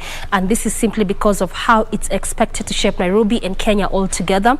And again, also a latest report by Kenha is that particular route, especially areas around Haile Selassie Avenue, there's the University Way, General Motors along Mombasa Road. The next weeks, you expect to experience heavy kind of traffic, and this is again, it's obvious because of that expressway. And also along General Motors, there's a new food bridge that's supposed to be installed there, so that is also in addition to that expressway, which is slowly taking shape. As of now, where it stands is about 64% complete. It's expected to end in December 2022. Again, it's also important for me to mention when it's expected to be complete in terms of construction, at least for those plying that specific route, or if perhaps you have any kind of activities or businesses around or along that area, at least you better know how to navigate and move about that place. So let's just quickly look at those two alternative routes that get to branch off from the major university roundabout. Let's try and see if at all things have changed, or it's how it's perhaps how it was earlier on, no traffic at all along this route. This is Nyerere Road as well as State House Road. Like I mentioned, the two major slip roads that get to branch off from the major University Way roundabout there. But again, oftentimes there's barely any kind of heavy traffic on these two routes because it does not accommodate public transport. You know, the matatus, they are just mostly the motorcycles as well as private vehicles. So again, this is why it often serves as a very good alternative route if at all you use those kind of means in terms of transportation, especially leaving areas of Uhuru Highway, leaving areas of Waiyaki Way, coming to the city center, leaving areas of Valley Road, Ngong Road, Langat Road, as well as you come to the CBD, and also leaving CBD going to those areas. And perhaps you do not want to make do with the heavy kind of traffic, most especially along Uhuru Highway, and given the fact that we still have that expressway construction, which just adds on to more heavy kind of traffic there along that route. So clearly you can still use this anytime as an alternative route. This is State House Road. So where you get to branch off on this particular route is just as you leave the University Way roundabout, coming through State House Road up until you get to the sections of Mamlaka Road. If at all you're heading to areas around the Nyayo Stadium, there you get to branch off on the other section of Kenyatta Avenue. And if at at all you're heading to areas of Valley Road, Ngong Road, Langata Road there, you still come through the same route that is State House Road. You get to branch off to areas around Arboretum there, cutting through that section, some minor roads there as you head over to that section or that lane along Valley Road. So you can use either of those two minor roads as you leave areas of State House Road there. The other route or the other road is Nyerere Road. So again, instead of using the entire Uhuru Highway or in between section of Kenyatta Avenue and the University Way roundabout, as you leave areas of Wayaki Way, you get to branch off on that section of Nyerere Road as well. Coming through that section, as you leave that area of Kenyatta Avenue, cutting through Valley Road. So this is how that route actually comes along. Just coming through the same slip road there, you branch off through the other slight section along Kenyatta Avenue, heading all the way through Valley Road as you head over to sections of Milimani Road, again one of those minor roads there. So instead of the heavy kind of traffic, do that heavy kind of traffic in between these two areas, one of those areas also which have been announced that we are expecting heavy kind of traffic in the next few weeks, you can clearly use either of those two routes there as you head over to perhaps your businesses, workstations, going to those areas that I've just mentioned. So that's how it's looking like in terms of traffic this morning, just trying to keenly focus on what is happening along State House Road as well as Nyerere Road.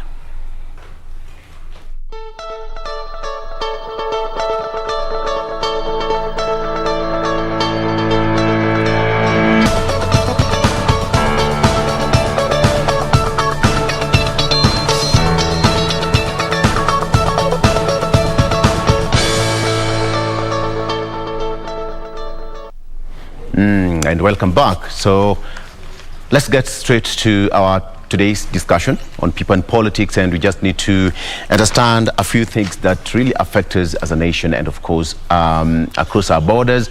And the right person to help me discuss that is Wakili Ken Amondi, who is an advocate of the High Court, who is also going to give us an in-depth analysis on what we should expect moving forward. Remember that issue of Pandora Papers, from the legal perspective, what does he understand by it, and even for you as a Kenyan to understand what it entails and what you need to understand about it. The president has said that they will respond at the right time on what they know and what they should let Kenyans know about it. Wakili, thank you so much for joining us. Thank you, asante sana. Karibu sana. It's all over the papers.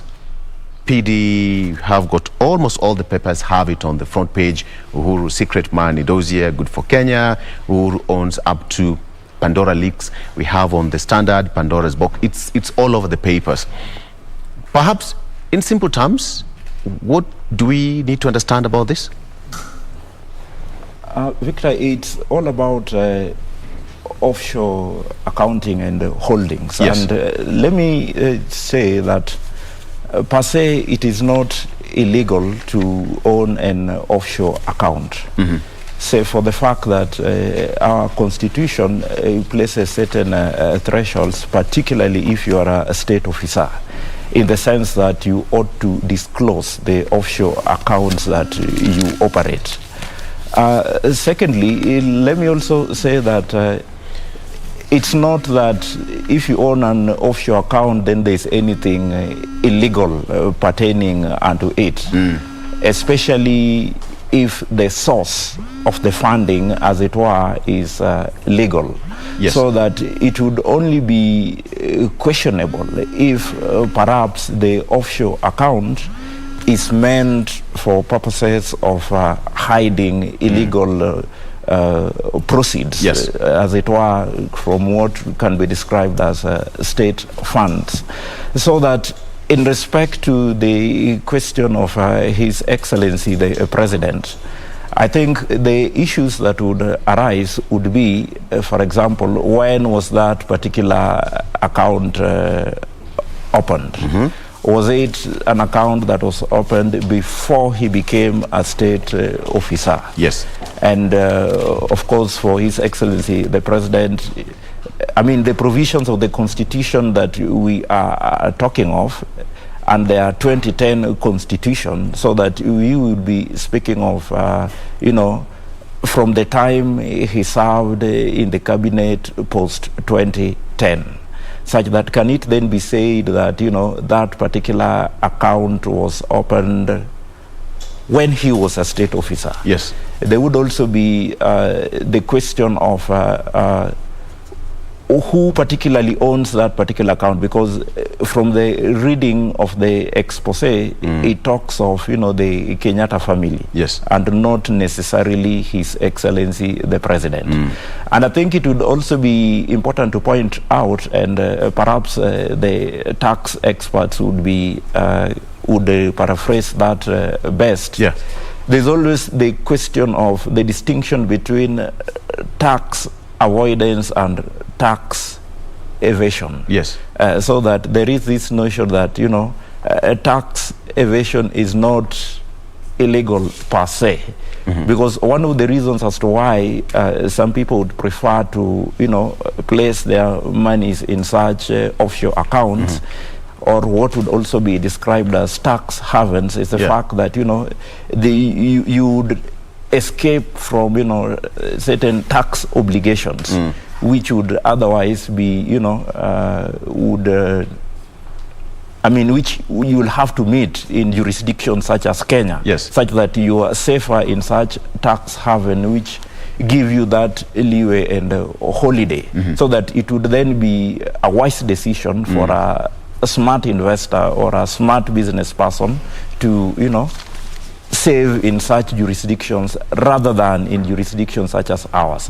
Of course, there would also be the question, and, you know, that's why it is paramount when it comes to state officers. There would be the question of, I mean, in a country where we are saying that, you know, we borrow to finance even our budget, then what would be the ethical ramifications if a state officer in such circumstances ends up, you know, investing his monies in such tax havens, whose implication is that in such countries, because you have invested your money there, and of course it's for a long period of time, there is a sense in which that particular country would then use that money to invest, you know, in public affairs that would then benefit the citizenry in that particular country, unlike in your country. The reason why I'm asking this question, Wakili, is that perhaps somebody would need to understand that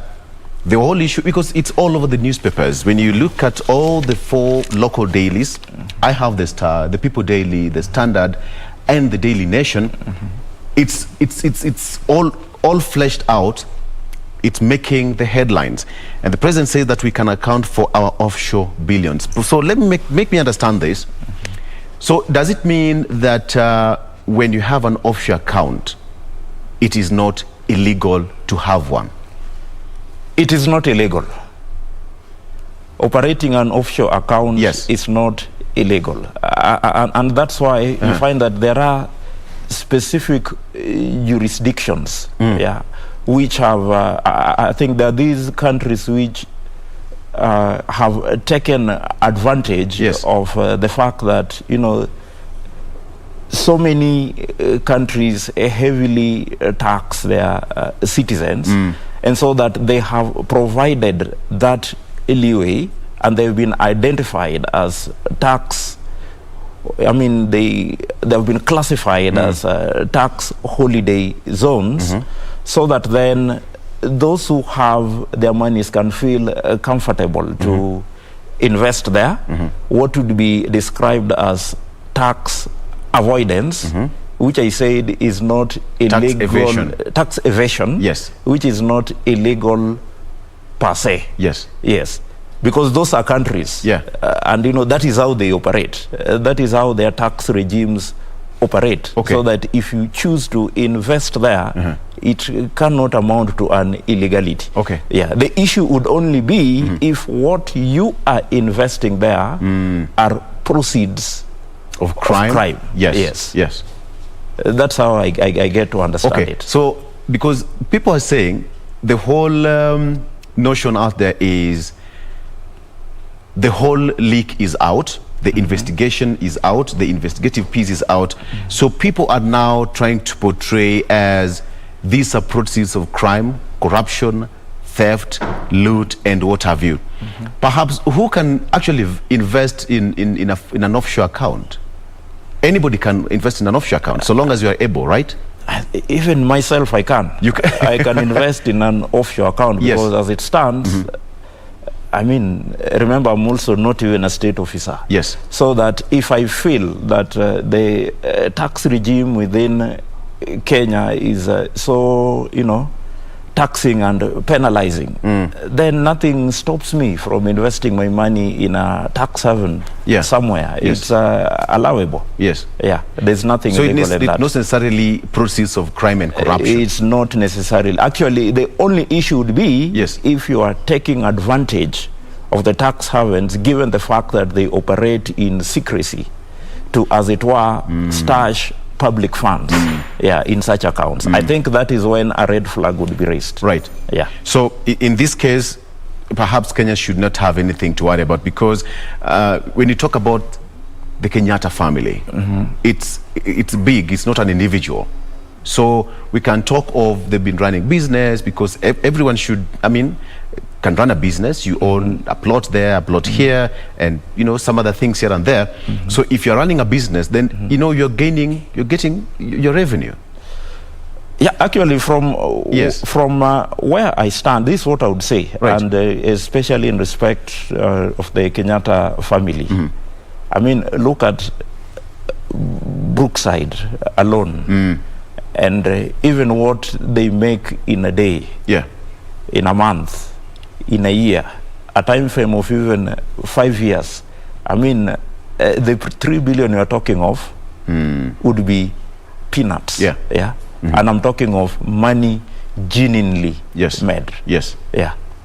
So that, from the perspective of saying that the mere fact that you are running an offshore account means that you are hiding or you are stashing away illegally acquired funds or funds out of public proceeds, then that would not be an automatic inference insofar as the Kenyatta family is concerned. Knowing the businesses that they operate, out of which I would want to believe raising 3 billion shillings would not be a big issue. I think we are making too much out of it. So perhaps you can just conclude that even most businessmen out there, most business people, they do operate offshore accounts.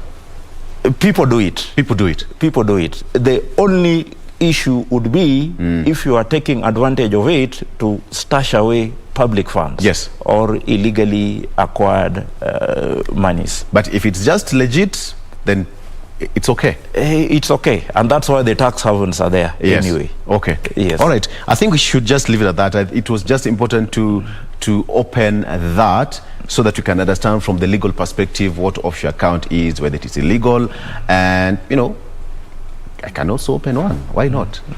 Wakili can also open one. But hey, there is a mark for you to open at least 50 million shillings for you to start an offshore account. So if you're worth 50 million shillings and above, then the law allows you perhaps just to start one. And matters of investigation, the way he said, whether the money that you're putting there is a proceeds of crime, corruption and what have you, that's now what should form a basis of investigations. Let's leave it at that and see how it pans out. Okay, so fuel prices are soon coming down. And I'm speaking from, let me put it this way, Kenyans have suffered for the last 1-2 weeks or so because of the high fuel prices. And you are one of the lawyers who raised a matter in court because of all this. First of all, perhaps you can just take us back to what took you to court, Wakili. Victor, there is one issue that is really deep in my heart. Of course, given the fact that we fronted the matter at the High Court, Milimani, through the Ufanisi Center.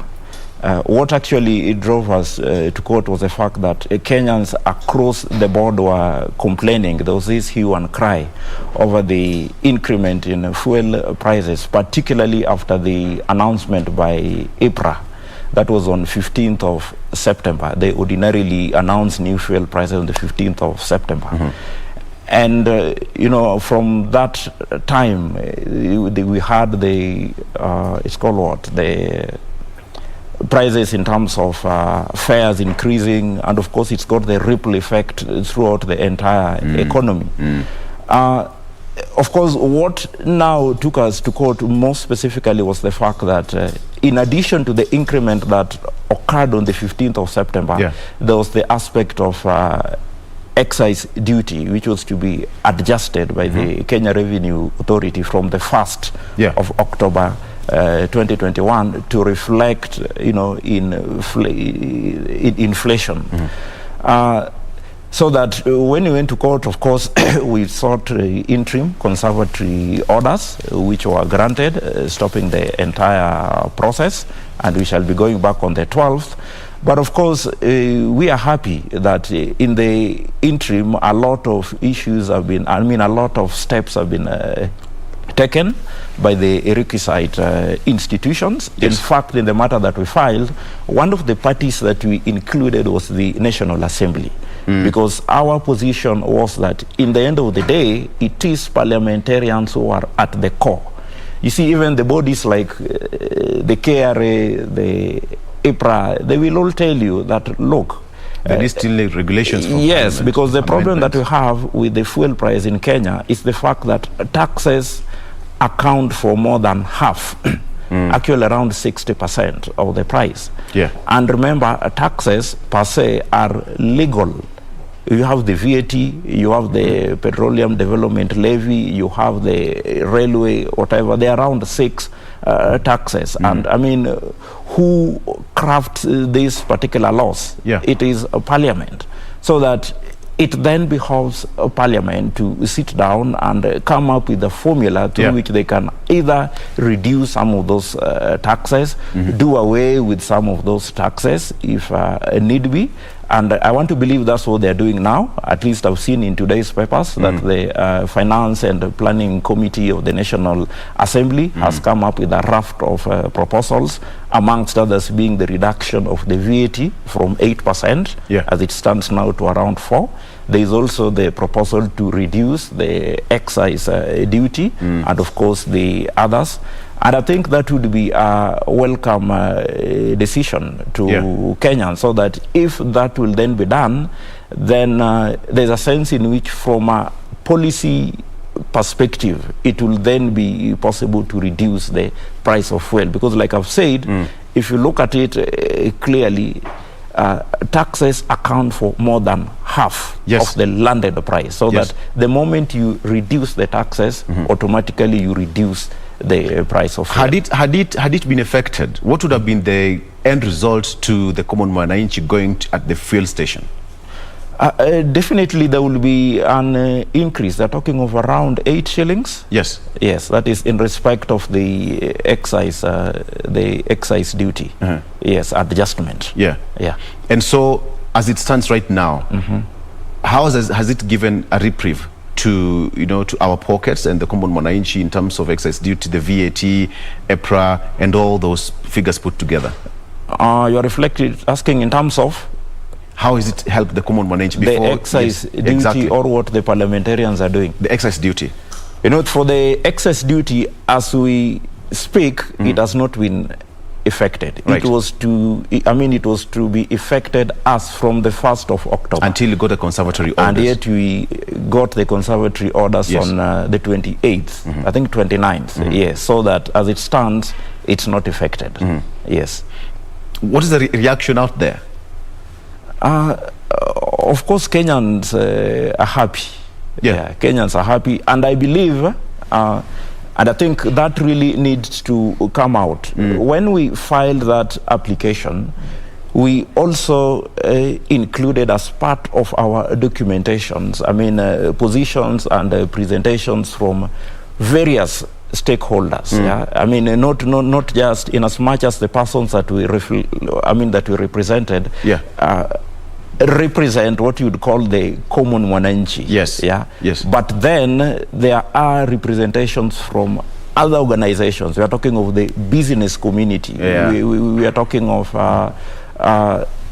petroleum marketeers. We are talking of the likes of it's called what, the Manufacturers Association, who had actually, in a brief to the Kenya Revenue Authority, advised against, the application of the excise duty adjustment from the 1st of October, bearing in mind the implication on the same to the overall economy of the country. So that, in a sense, what we are saying is that in mooting that application, we were just not representing what the feeling of the ordinary Kenyan is, but also we are talking of the business community, we are talking of the manufacturing class, we are talking of various tax experts and economists who had given a brief and presented to the KRA against that particular purported increment of prices based on adjustment of excise duty. Wakili, I'm looking at the newspaper here, and part of the report says that, let me just get it right. Munye says that CS Yatani responsible for high fuel prices. He said that Treasury holding on to 24 billion shillings in subsidies. So let me just put it in perspective. Petroleum CS John Munyes has blamed his National Treasury counterpart Ukur Yatani for the high fuel prices that have sparked protest from Kenyans. Munyes said he told the Senate committee, that is Committee on Energy and on the committee, that the Treasury has declined to release 24 billion shillings from the Petroleum Development Fund that would be used to cushion Kenyans against high fuel prices. So we are paying something that ought to have been paid for by the Treasury. Actually, Victor, you realize that in our petition that we filed, that was one of the issues that we wanted addressed.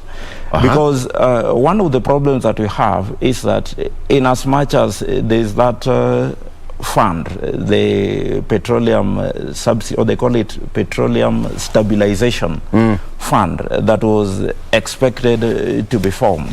And it is such that all the monies that accrue from the petroleum development levy fund are ordinarily wired to this particular account. And the purpose is to stabilize prices in scenarios such as we are finding ourselves now.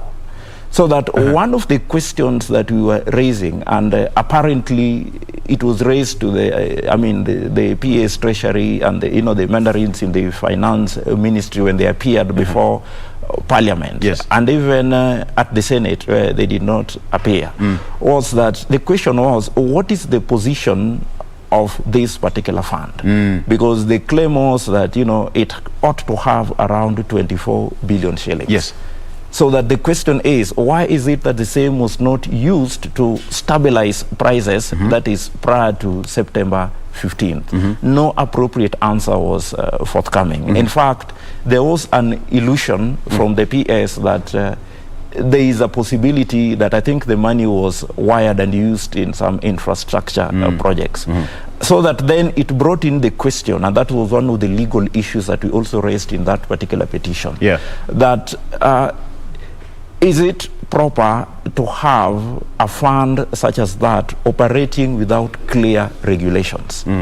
Because as it stands, the position is that there is no yardstick that clearly outlines when, how, and in what circumstances would such monies be used for the purposes of stabilization. And I believe that is the reason that then creates opportunity for such monies to be used in other projects, the way it was alleged to have been done. So those are some of the questions that we raised in the petition and which we expect to be advanced. So we're taking a break, and when we come back, just briefly, so there should be some hope for the common manager at the fuel station at the end of the day. Sure. Okay.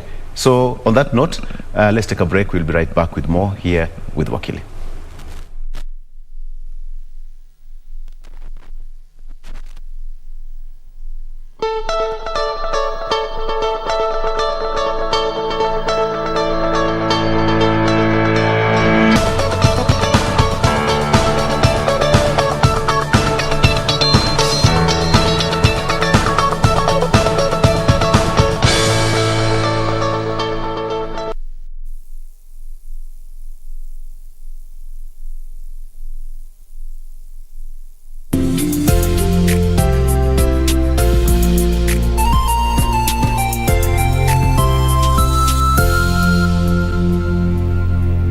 kupata sikiza tune hii ya kibeti, bonyeza *811*962#. Aki umefanya vizuri sana kunifikia hii simu sasa. Nimekuwa na stress kutoka asubuhi kabisa.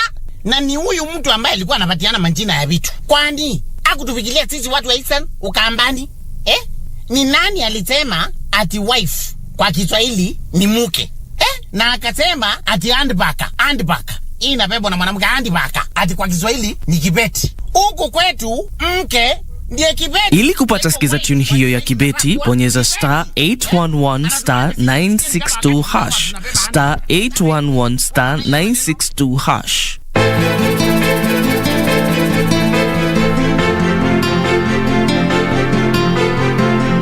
Nonsense. Wachezea kazi tu. Tambia kita kufute kazi. Haina haja. Yuko njiani. Kosa jingine tu na ajipata nje getini kule. Pili si anti wangu, ni mamangu. Mamako? Mbona umuita na jina lake? Mkufu upo uko ndani na sio kuvaa. Uko wapi? Huu mkufu si ni wangu mimi. Sio pesa tu. Hata roho yake pia anatembea nayo hapo chini.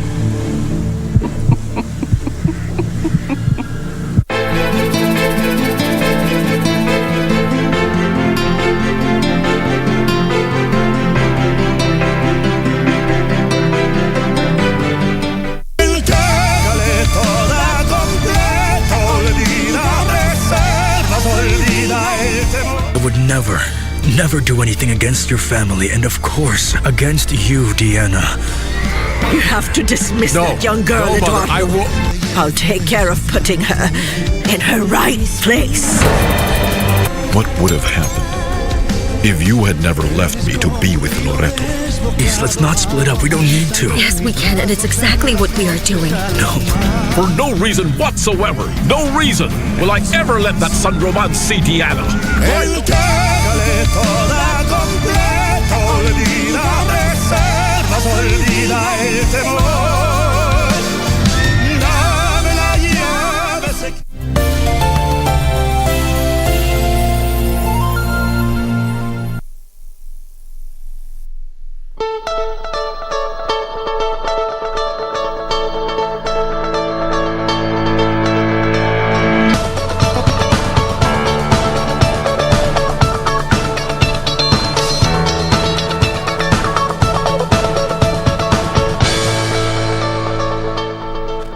Again, quickly look at how the roads are looking like just before you continue that conversation that was ongoing before that break. And we are still focusing on our two main sleepers this morning. And again, like I mentioned earlier, it's just simply because there has been an announcement of heavy kind of traffic on major parts, especially along Uhuru Highway as well as Mombasa Road because of that expressway. And this is why it has become very important for us to just look at different other routes that could be used as alternative if at all you're coming to the city center or perhaps living areas that are along this particular route, going about your businesses in the city or even beyond.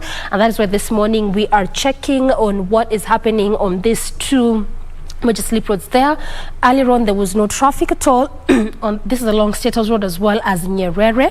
And also, I told you earlier that the major reason as to why there's barely any kind of heavy traffic on majorly State House Road, Nyerere Road, given the fact that these are roads inside the city center, is simply because it does not accommodate public transport, just roads used by motorcycles, pedestrians, as well as private vehicles. So that is also one of the major reasons to why it always also serves as a very good alternative route for people living areas of Valley Road, Ngong Road, Langata Road, coming to the city center, or even living areas around Westlands, Wayaki Way, perhaps going to those same routes, or even living areas along Mombasa Road and perhaps do not want to make do with the heavy traffic on areas along Haile Selassie as well as Kenyatta Avenue. Also, given the fact that Haile Selassie is again one of those areas whereby Kenha has mentioned that there'll be still heavy kind of traffic, and again it's because of obvious reasons, because of that expressway. So quickly looking at how the roundabout is looking like right now. Heavy kind of traffic just at a standstill. And again, this is why I keep mentioning all the time, the traffic changes every single minute, and the 1 minute could be, moving at a swift pace, and the next minute heavy kind of traffic, just like what we are spotting this morning, especially as you leave areas of Wayaki Way, Westlands, Parklands, coming to the city center via Uhuru Highway, just before you get to the University Way roundabout there. And again, also remember that some sections of also along this route had been closed again because of that expressway. So again, just to try and better understand why some sections, especially in between areas of Mlolongo, cutting through Mombasa Road, Uhuru Highway, leaving Uhuru Highway and joining to areas of Wayaki Way all the way up until James Gishuru Road. Just try and understand why some sections of this road had been closed. Some are closed right now, some will still be closed up until next year December, is simply because of that expressway. And this is because it cuts in between the sections, because the expressway begins from Lolongo area around Mombasa Road there, JKIA, coming through those areas that I've mentioned, cutting through those areas, going all the way up until areas of Wayaki Way around James Gishuru Road. So this is why you're seeing some sections closed, some sections were closed, some are still closed, and some will be closed because of that construction there. So again, that's why we are here to just keep you up to date and up to speed with what is happening along most of these major roads, and try to look at different other routes for you that you can use if at all that closure happens. But right now, that's how it's looking like still along State House Road, as well as Nyerere could still serve as a very good alternative route for you, because right now barely any kind of heavy traffic along those two routes. Absolutely. And Doreen, there's that bit of the traffic that says that part of Mombasa Road will be closed. That is around General Motors, Bunyala roundabout, Haile Selassie and University Way. Yes. And actually around Bunyala, this will be the second time they are closing that road, because around May there, April, May, yes, it had also been closed, and there was only one lane which was in use, again because of the expressway. I mean, Victor, we cannot talk about the expressway any further, because it's clearly one of those roads that is expected to shape Nairobi, how it's looking like.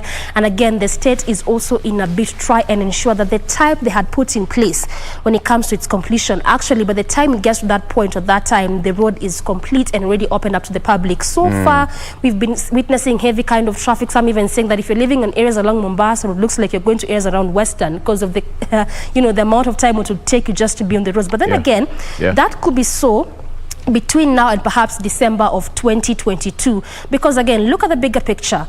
It costs Kenyans around 11 million Kenyan shillings just an hour spent on the road. Imagine wasting on traffic.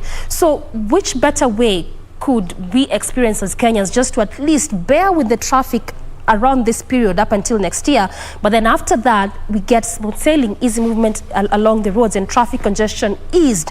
And again, the bigger picture of that expressway, or even the closure of these routes in a bit to ensure that the expressway comes into completion, is not just about traffic, but look at how Nairobi is going to be looking like, how it's going to be shaped. But how I'm just imagining once the expressway it's all done, it will be so beautiful, Doreen. Yes, beautiful. Look at how businesses will be easy to move, how the capital will be shaped, being looked at one of the best roads in Eastern Central Africa, the second in the whole of African continent. I mean, who wouldn't want to have such kind of a road in the places where they live? Yeah, so tuvumilie tu kidogo. Tuvumilie tu kidogo. Okay, Doreen, thank you.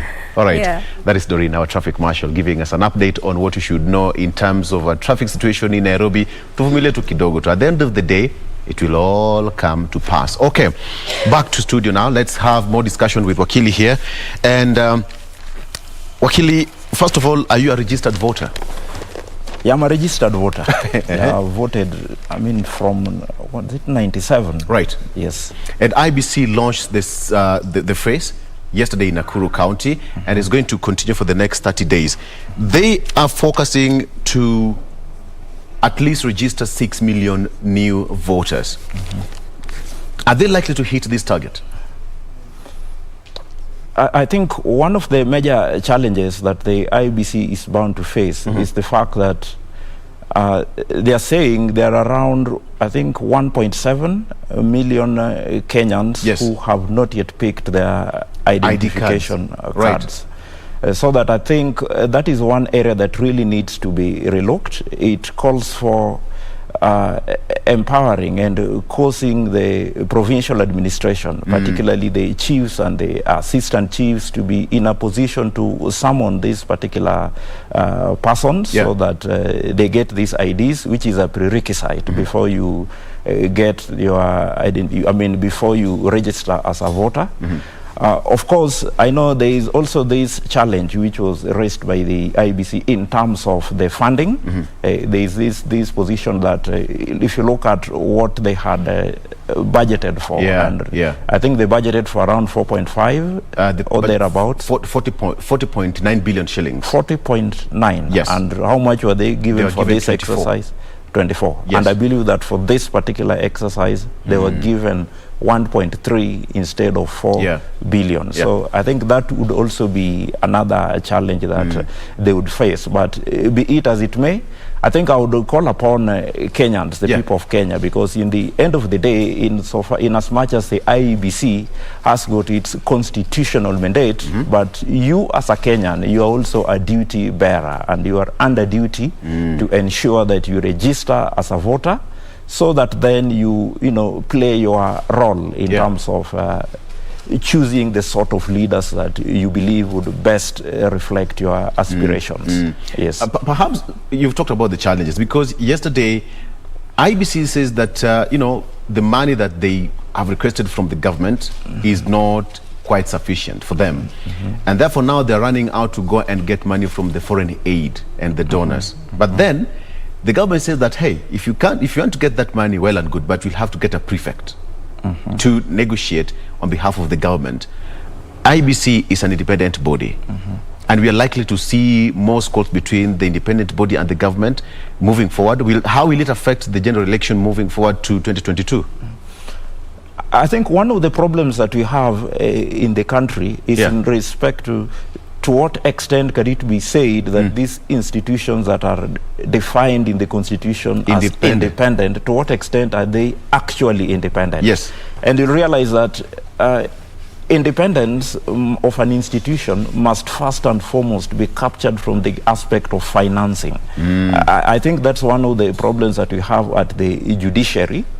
Yes, with the question of the having the establishment of an ombudsman, and more so the judiciary fund, right? Because you see, like they say, him who holds the piper. Yes, I mean the person who has the money that in the end of the day calls the shots. Yes, yeah. So that one of the fundamental aspects that ought to be addressed in respect of independent institutions is to ensure that they have their independent financing.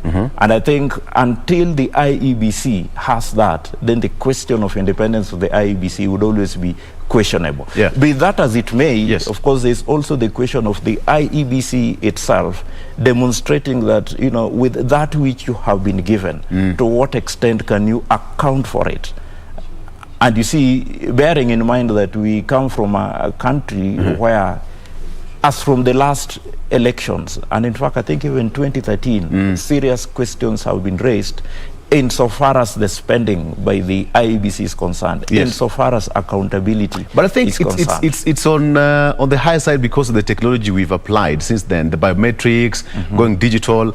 Back in the days, it used to be Mlolongo system. Yes. And again, when you talk about the expense that the IBC, and it's one of the most expensive exercises actually. Yes. But from the political class, they are trying to argue that, hey, you don't need all this money to conduct an election. Chebukati says we need this money. So who is speaking the truth? For example, while seated here, I was trying to do basic mathematics. For the current exercise, which is expected to take 30 days, the IEBC are saying they were given around 1.3 for the current exercise. Yes. I was trying to do basic mathematics. 1.3 divided by 46 counties, 47. You get around, you get around, it will come to around 30 million or something, 27. Something million. Yes. And then I was taking the example of Kisumu County with 5 constituencies. so that you'll find that for each constituency, you'll therefore be talking of around 5 million. Yeah. 5 million, the 5 constituencies, or a constituency in Kisumu County, for example, Kisumu Central has around 5 wards. Yes. So you're talking of around 1 million per ward for 30 days. I mean, I really do not think that would be enough given the struggle. I mean, you've not talked of the red tape, I mean, you know, what it undertakes, the planning and such for the logistics, for such exercises. So that really, I think that we have a problem there insofar as the financing is concerned. So perhaps it's just deliberate to clip the wings of IBC financially. I would say that. Yes. But again, like I've indicated, you have to look at it from both sides. From the perspective of the IBC, have they also manifested a proper accountability insofar as the funds that they are given have been spent in the other elections? Because you see, that probably would also inform the position by Parliament to allocate them that which they even were from the last election. Exactly, because you know, if you cannot account for 100 shillings, why should I give you 1,000 shillings? So yes. Those are the questions that we have to deal with. Are Kenyans motivated to go out there and vote? The mood on the ground? I would say yes and no.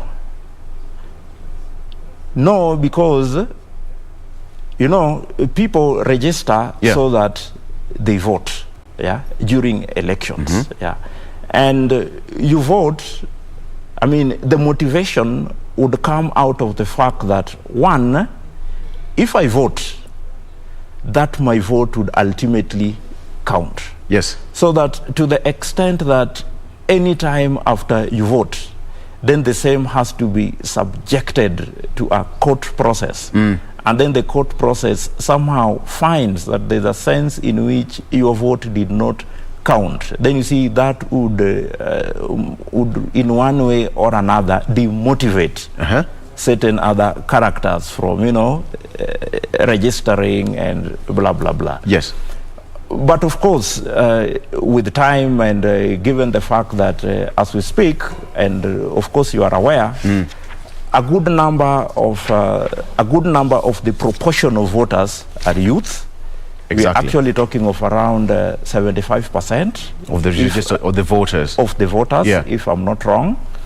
And a good number of the youth, of course, do realize that there's a sense in which it all depends on them. There's a sense in which they can take advantage of, you know, the voter registration exercise and even the next election to put in place the sort of government that would, as it were, meet their aspirations. So that in a way can act as a motivating factor. But let me say that as an independent body, the IEBC, so that Kenyans can be motivated to, you know, take the registration, register as voters and ultimately vote. You must demonstrate during the election exercise that my vote will ultimately count. I know that the problem that we've had in the country has been so much, not really in respect to the 6 ballot, all the 6 ballots, but particularly the presidential. And which is the most hotly contested? Which is the most hotly contested position. So that really the IBC would really need to up its game. And of course, there's a craze because, and Victor, you realized, you know, most Kenyans have resigned to the extent that they have come to believe that, look, in this country, votes don't even count. Exactly. That what counts is actually having the system. Senior ones have gone public to confess to that extent, which I believe is really dangerous. In fact, somebody said that democracy. Election in Kenya is not about the ballot and box. It's about a boardroom affair. Exactly. How that works happen, I don't know. So you have to weigh that vis-a-vis the question as to if Kenyans are really have the spirit to even register as voters. Because when you peddle the notion that my vote will not count in the end of the day, yes, that in the end of the day some people will sit somewhere and make a decision, yes, then the question is, why should I even bother to vote? Yes. Yeah. So I think those are questions that we really need to relook, and it's all at the doorstep of the IEBC.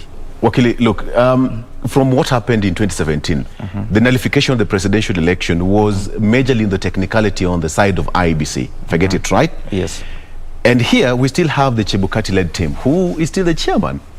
Perhaps somebody would argue that that is Chebukati and his team, must be scratching their heads to prove to Kenyans that they're equal to the task once again, based on what happened in 2017? The credibility test now. Actually, it's a serious credibility test, and which must also be looked at from the context of what is described as institutional memory in terms of management of public affairs. You will note that after the contested elections in 2007, there was the Justice Kriegler Commission. And part of the recommendations that the Kriegler Commission made was that at least 12 months to the holding of a general election, we ought to have a fully fledged commission in place. Intact. And so then you realize part of the reasons as to why we just have to be with Chebukati up to the election August 2022. Because if, the team was to be done away with, then it ought to have been earlier.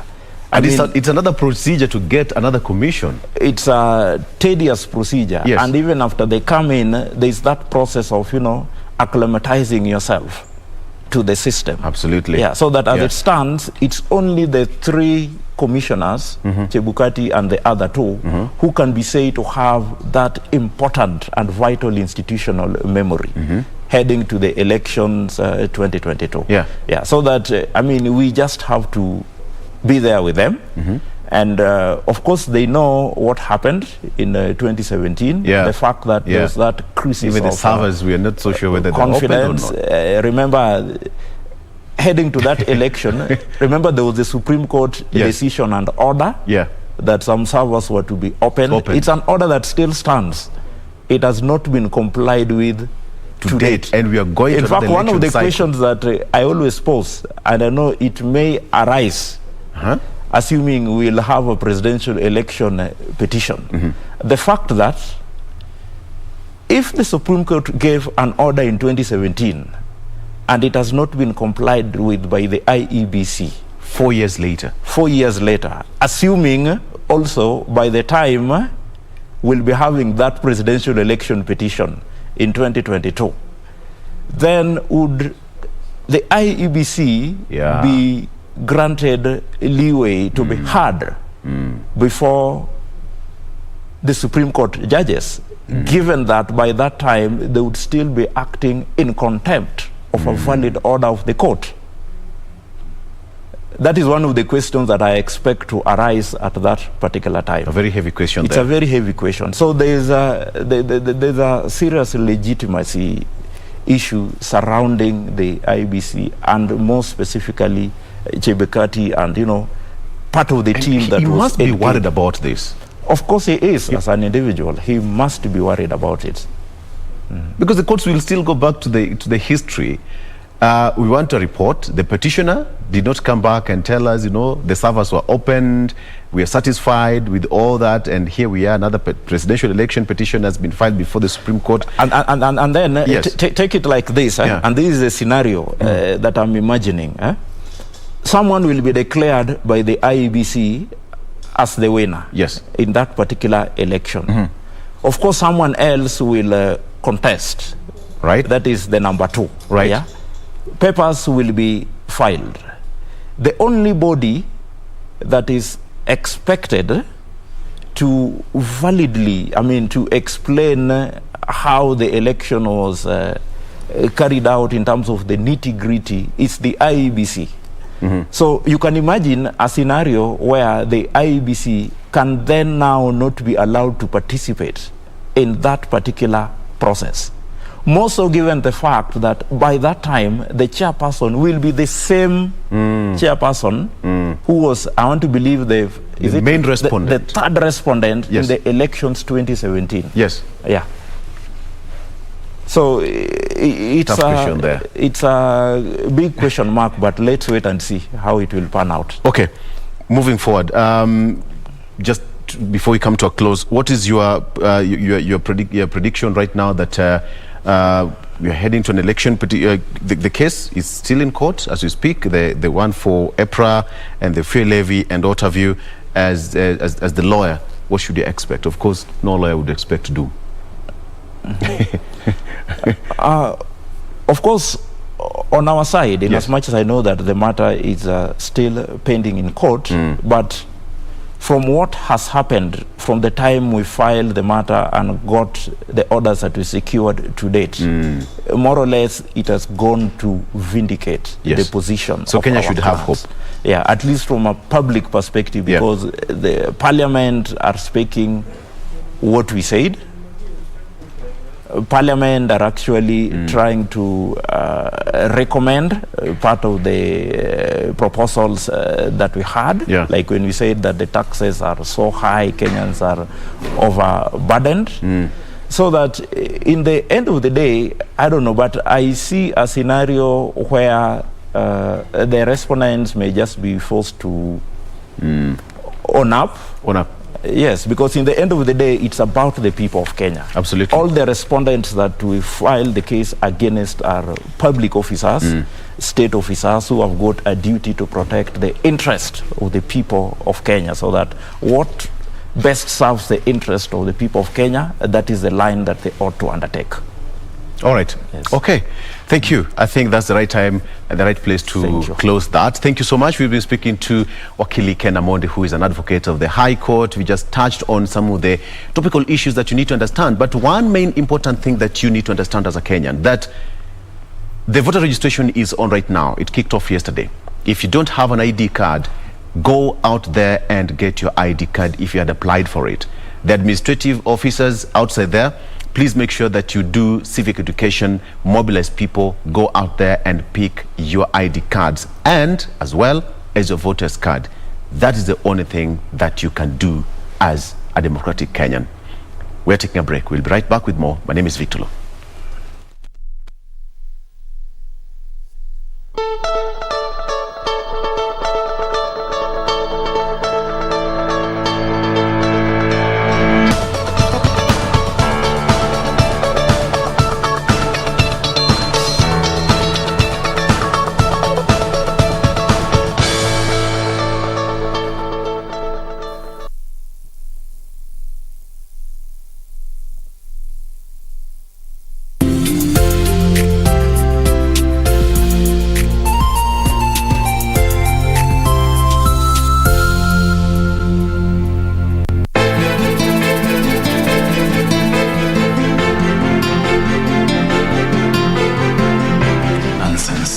Wachezea kazi tu.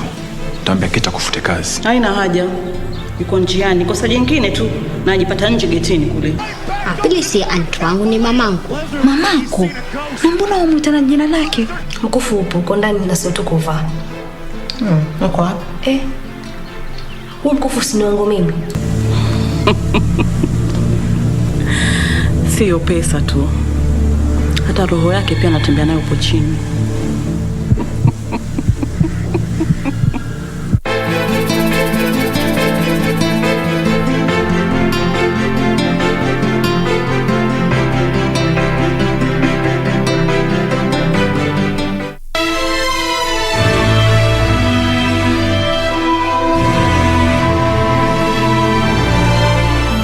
She does have a major illness, but how dare you do that? Lying to the Empress Mother. You wrote that? It wasn't there when I handed it over. Someone must have added it. But you said you wrote it yourself. The midwife Yoon, who's working at our palace, has been punished by Eunuch Ho. Her name is Yoon. She entered the palace to treat the Empress Mother. What did you say? 不相见那一人那一面，也不愿你我错过的流年。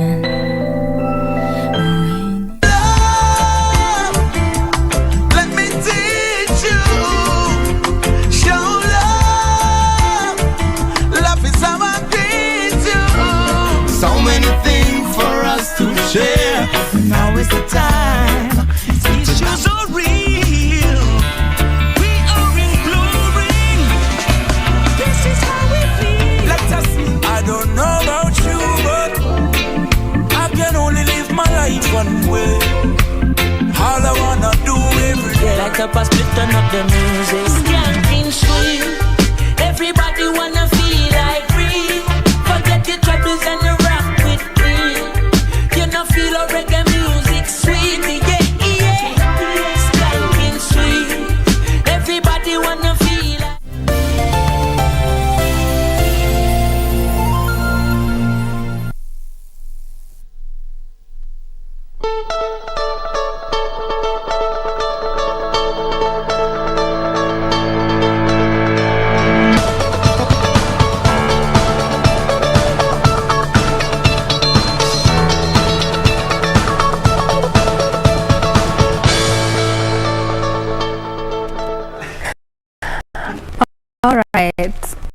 All right.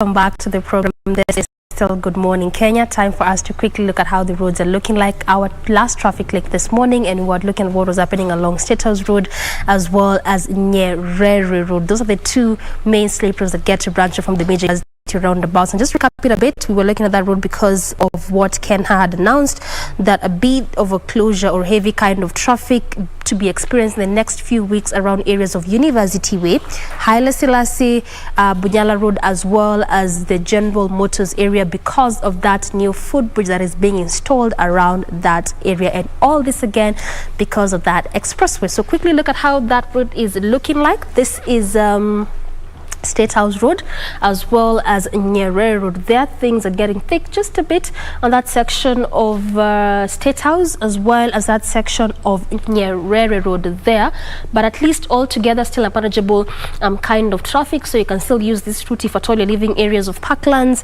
Wayaki Way, Westlands, coming to areas or going to actually areas around Valley Road or Ngong Road. That is the only time you can use either of these two routes. If you're coming to the CBD, you'll obviously have to just cut through Uhuru Highway on that section as you head over to areas around Kenyatta Avenue all the way there. And again, also, if you are leaving areas of Valley Road as well, and you do not want to do the heavy traffic, especially in that section in between the University Way roundabout and Kenyatta Avenue, you can still branch off through the same routes. This is areas of, let me just get that for you. That is the areas around that section of Liberty Life as you branch off through Nyerere Road, coming through that entire route there as you head over to the other section of the University roundabout, cutting through Uhuru Highway on that section as you head over to areas around Westlands. So again, if you're coming from areas of Valley Road, perhaps Ngong Road, Langata Road, Kenyatta, and do not want to do that heavy traffic on that section of Uhuru Highway, then you can use that section or that lane as your alternative route there. Again, also the University roundabout, heavy kind of traffic throughout that entire roundabout, but also I mentioned why we are experiencing this and why we will expect this kind of traffic in the next few weeks, as it was mentioned. The reason is just very obvious. And again, also the University roundabout is one of those busy roundabouts because again, of obvious reasons. It's a roundabout that gets to branch off through various roads. There's the slip roads there, which is what we're looking at today, as well as major roads and also major ways or highways, which is the Uhuru Highway there. So that's how it's looking like in terms of traffic this morning. We were just trying to focus on those two major slip roads, and again, it's just simply because trying to track the progress of the expressway. And like I mentioned yesterday, and also given the directive that came in today, up until that construction process is complete, we shall be giving you more updates. If at all there are any changes, that's why we are here to give you all that and also look at better ways for you that you can use if you're told you're coming to the city center or even leaving CBD, going about any of your various activities around Nairobi City.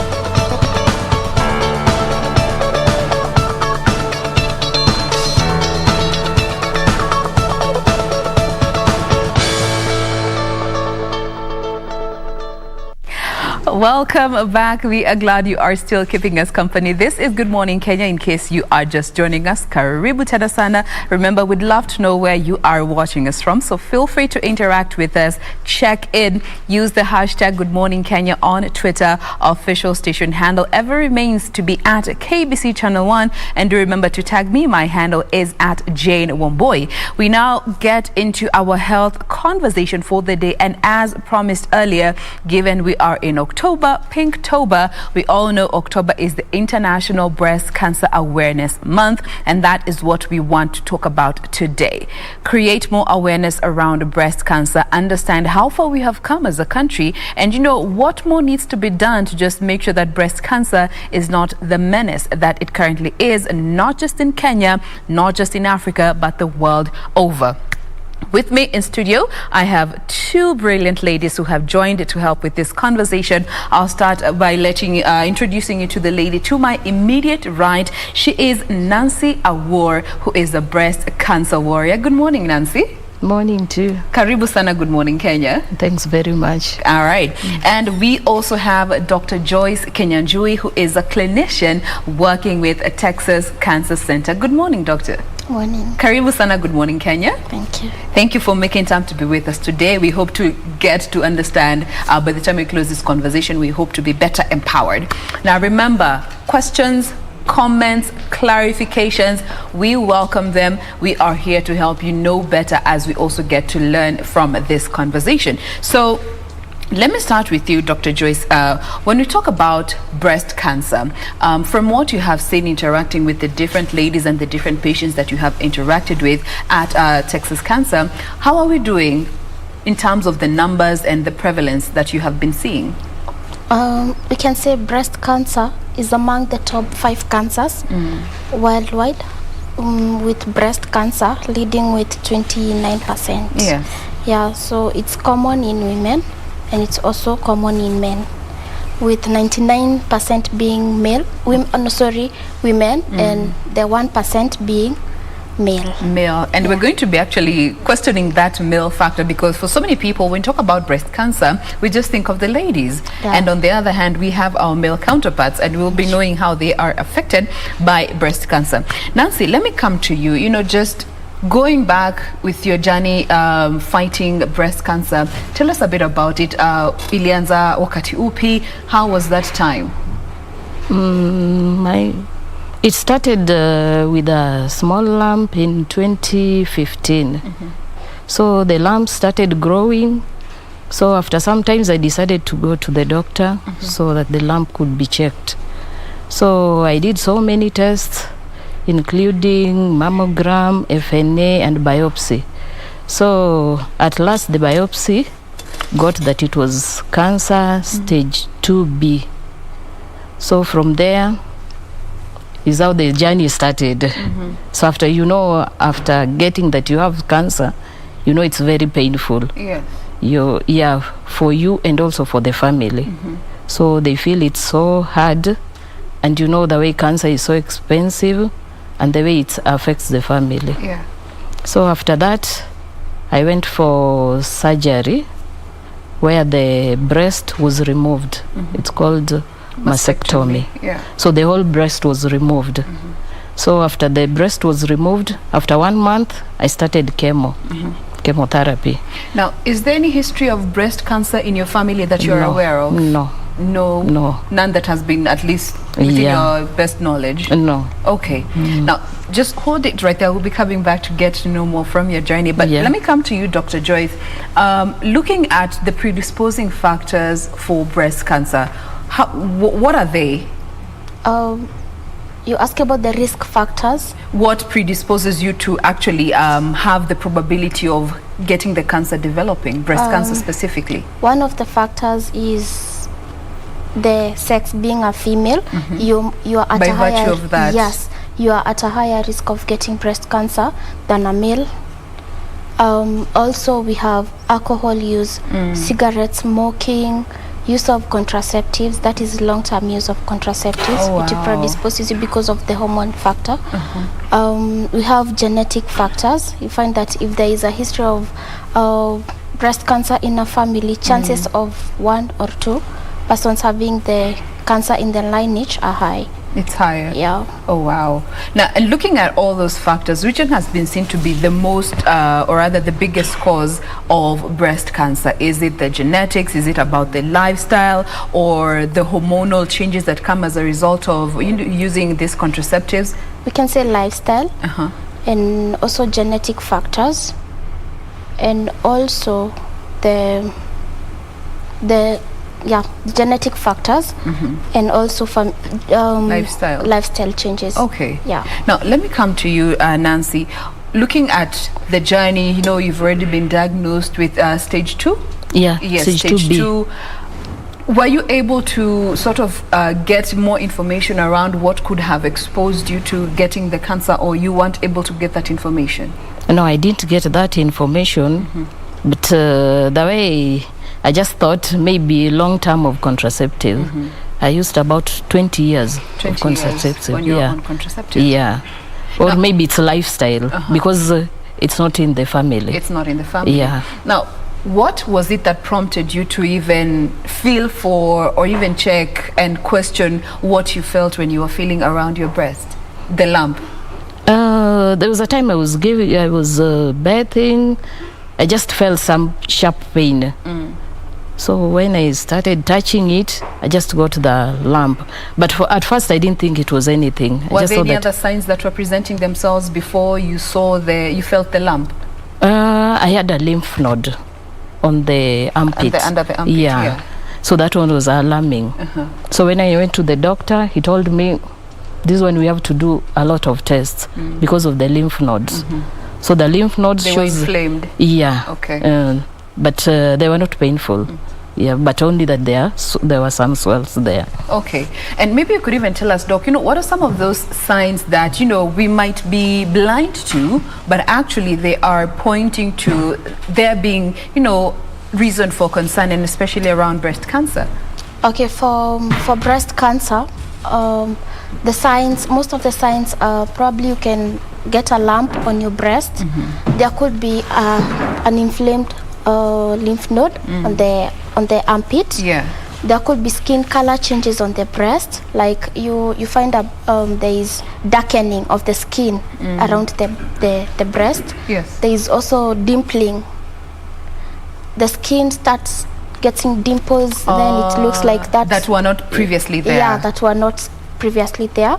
And then there is that, the skin looks some sort of like, you see how an orange looks like? The skin looks like that. Okay. There could also be the nipple gets retracted. It gets to, like it's getting to the inside. There could also be a nipple discharge, bloody or clear. There could be pain or no pain. Yeah, those are the most common signs that you need to look out for. Yeah, that you need to look out for. I was actually waiting for the pain part because Nancy did mention that there was pain. No, I didn't feel any pain. Yes, it was not painful. No, around when you felt the lump. No, there wasn't pain. No, there wasn't pain. Okay. Yeah. Now, getting to get the diagnosis, looking at the process of getting a proper diagnosis, because I feel this is also an area that most of us, the kawaida mwananchi, might not be really alive to. How is that done so that we know if somebody who's watching us today, they understand that they are on the right path? The diagnosis for breast cancer. Okay, once you realize you have a lump, you can go for testing. First, you come to the doctor who does a clinical examination. Physically, yeah. Okay. You check where the position of the lump, the size of the lump, and then you send probably for tests. You can do, if the patient is below 40 years, you can do an ultrasound. If they are above 40 years, you can do a mammogram. Then once the mammogram shows there is a lump and the ultrasound shows there is a lump, you can send for a biopsy, depending with the size of the lump and the position of the lump. Okay. You can send for a biopsy. Once you do a biopsy, it will be able to give you the diagnosis. All right. Yeah, whether Now- it is cancer or not. Or not. Yeah. Now, there's a question that has come in here, and then I would like to seek clarification from you, looking at the medical standing behind it. Someone is looking at some of the risk factors that are involved when it comes to getting breast cancer, and this is a lady, name withheld. They're asking about, rather she says she read somewhere that dense breasts could be a risk factor to getting breast cancer. Is there any scientific backing to that? No. There isn't any scientific research that actually supports such. But basically, obesity in general, Yes. it is among the risk factors. Yeah. All right, so I think that clears that. I don't want to add that because Mimi si daktari, only but also a learner in this particular conversation. Again, this is what I'm all about. Questions, comments, clarifications. Woo, my roots. Clarifications, we welcome them, as simple or as grand as they may be. Now, let's talk a bit about men and breast cancer. Do men get breast cancer? Let's start there. Yes, they do. They do get breast cancer? Yes. And how is it different from breast cancer that women get to experience, if there's any difference? I can say the difference could be due to the, our Physical breast, anatomy. the physical anatomy, as we have more fatty tissues on the breast, and the men, they tend not to have. So once they get the lump, probably they can't even get to know they have the lump. And again, men, they are okay. I may not use the word difficult, but it's not easy for them to touch themselves and probably examine themselves. But they do get breast cancer. They might get also lumps, nipple discharge, also swellings on the armpit. Yeah. So the signs and symptoms are pretty much almost They are the same. almost the same, yeah. Difference is probably when it comes to the detection of the lumps. Yes. All right. Now, let me come back to you, Nancy. Looking at, going back to that time, you've gotten the diagnosis and you've undergone surgery, and now you have to go through chemo. How was that experience for you? After surgery, Yeah. after surgery, I went for chemo. So chemo was the hell. It's so painful. So when they do the chemo, they put the injection and the medicine into your blood. So the side effects, they affect seriously. And what are some of those side effects that you personally experienced? First, you start vomiting. Then at times the body starts changing. The body color, it's changed to black. Your Even the complexion nails, darkens. yeah, it darkens. Even the nails turns black and they become so light. Me, I had even my nails were falling, but now it's okay. Even the hair, every part of the body where there is hair, it had to fall. I didn't have any hair. Even the eyebrows were not there.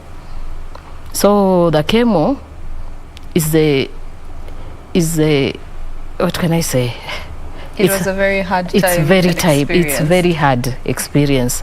You vomit, you don't eat, appetite loss, moods, even moods. You just see somebody like this, you just feel, no, I don't want to see that person. Yeah. Yeah, it's not easy. Now, do you think when it comes to the treatment period, when a patient is undergoing the treatment for breast cancer, is also one of the hardest times that, isn't really talked about by both the family, the medical practitioners? It's just left for the patient to, handle it because they've already gotten the surgery? Yeah, mostly they leave it to the patients. Yeah. Yeah, you just have it, the doctor comes and puts it for you. They don't even care about the side effects. They'll tell you that it's normal, you have to have the side effects, but you just have to get the treatment. And how do you feel, even the families of the patient undergoing the treatment can step in and assist in whatever shape, manner, or form to help make the journey easier for the individual who's undergoing treatment? Yeah, they can chip in mostly financially because cancer is so expensive treating. So the family goes through a lot treating the cancer. So even the caregivers, even with them, they should have their time that the cancer caregivers month is really hectic for them. And you just know when somebody has cancer in the family, it drains you financially. So it's not easy even for the caregivers and the family. All right. And after you are done with the chemo, are you done? Yeah. Let me not presume. Yeah, I'm done. I'm done. Yeah. And has there been any signs of recurrence that you have seen from the follow-ups that you have gotten to go with your doctor? No, for now, I've not. No I've taken recurrence. 4 years now. Beautiful. And we're here to celebrate that. Yeah, I'm celebrating it. Good stuff. 4 strong years. Yeah, 4 strong years. Let me come to you, Dr. Joyce. You know, there's conversation around cancer recurring, and we've seen so many people, they have undergone surgery, undergone chemotherapy, all those forms of treatment, but after some time it comes to, you know, it develops again. And I have heard some experts refer to it as secondary. Tell us a bit about what prompts a cancer to recur. Okay, once you have cancer, you probably, like now, for example, in her case, she had the breast removed, and also she had chemotherapy and radiotherapy, and then now she's doing okay. After you've gone for treatment, we insist on follow-up, because probably as they were doing the mastectomy, there were some remnant cells that were left there, and they're still growing, so that could be predispose the patient to having a recurrence. So we encourage patients to keep following up, because chemotherapy, radiotherapy is not 100% that there'll be cure. All right. Yeah, there could be response, there could be no response. It's very different for every individual. Yes, it's very different. All right. Now, there's a board here that I'd like for you to take us through, and also maybe you could even show us, you know, when it comes to doing the physical examination on yourself, how one could go about it. And this goes for both ladies and gentlemen. Victor, or Lo, wherever you are, I hope you're paying attention. All right? Let's go, Daktari. Okay. This is what you should look out for. Probably we start from here. Yes. If you see a rash or something crusting on the nipple, around the nipple, some rashes, some pimples on the nipple, that is something to cause alarm. There could be change in size or shape of the breast. You find out that it's growing bigger and bigger than the other one. That is something to worry about. But that even happens, so you know, when you're going through your menstrual cycle, I'm sure so many women have noticed there's some physiological changes that get to happen. But now for breast cancer, it is something that is growing. Like you can see, there's a very big difference, not like the normal one during ovulation and all that. For breast cancer, you find that it's quite abnormal, and the growth rate is the big difference. All right. Okay. Lumps and thickening of the breast. If you touch yourself and you feel a lump anywhere, and probably it's growing in size, you should go for checkup. Cause for alarm. Yeah. Okay.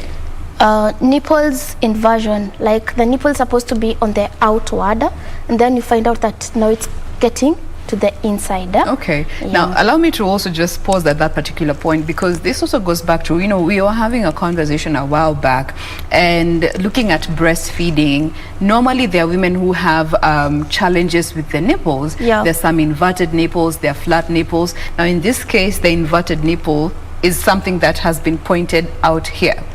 How do you tell the difference? Normally, you have a nipple that is inverted, but it gets inverted more. You can be able to notice, not the normal inversion. It's like it's disappearing to the inside. Okay. Yeah, totally disappearing to the inside. Oh, wow. Yeah. All right. Do we need to lift the board up, kidogo? There we go.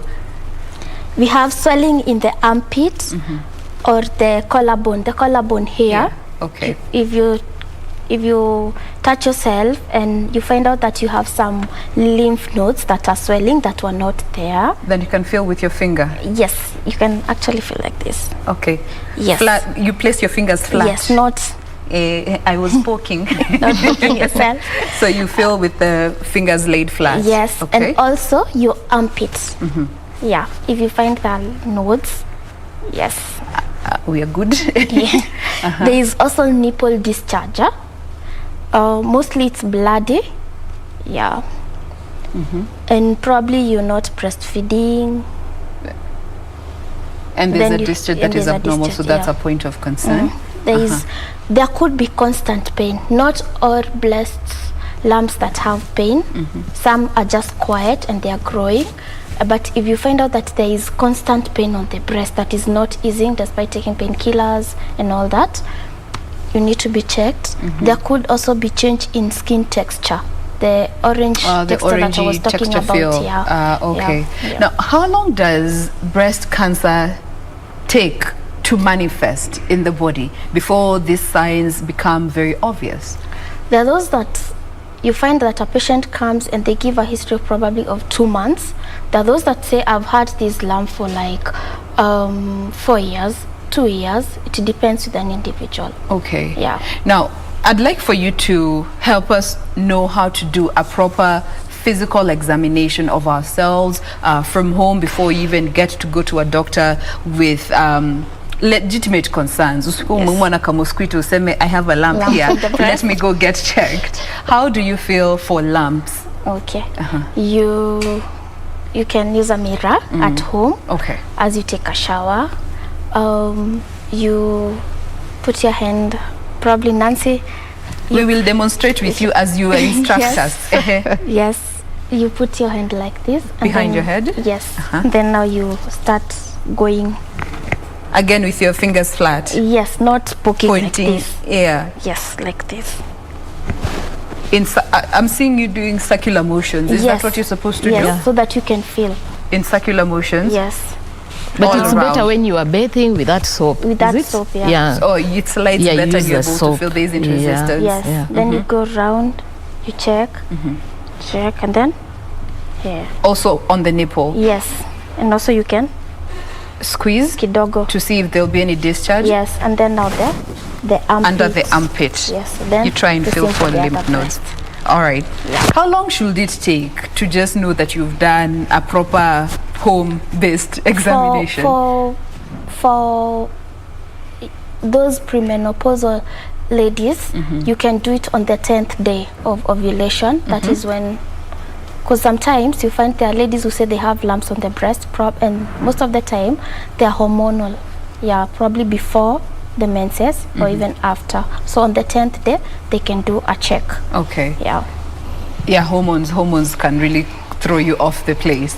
Now, given we are paying much emphasis on breast cancer, we also understand that cervical cancer is also another big problem for so many women. It's among the leading forms of cancer when it comes to women. And we also have the doc here today. And just to touch on it very briefly, Doc, maybe you could run us through, the dangers that we need to look out for when it comes to cervical cancer, given the human body is just phenomenal. But we need to understand some of these things, and especially for my ladies, as we mark Breast Cancer Awareness Month, let us pay attention to our whole reproductive system. And maybe, Doc, you could just run us very quickly before we get to take your feedback. I'm seeing your messages coming in. We appreciate them. We're going to be attending to them in a bit. But let's just talk a bit about cervical cancer and the things we need to look out for as women, especially.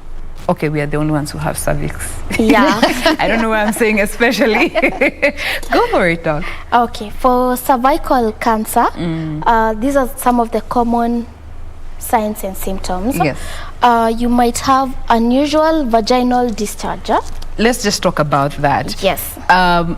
What is usual and what is unusual? Unusual. Yes, usual and unusual, so that we can tell the difference. The usual is usually clear, but now the unusual one is something that is foresmelling, prolonged, and it has some color, could be bloody or brownish color.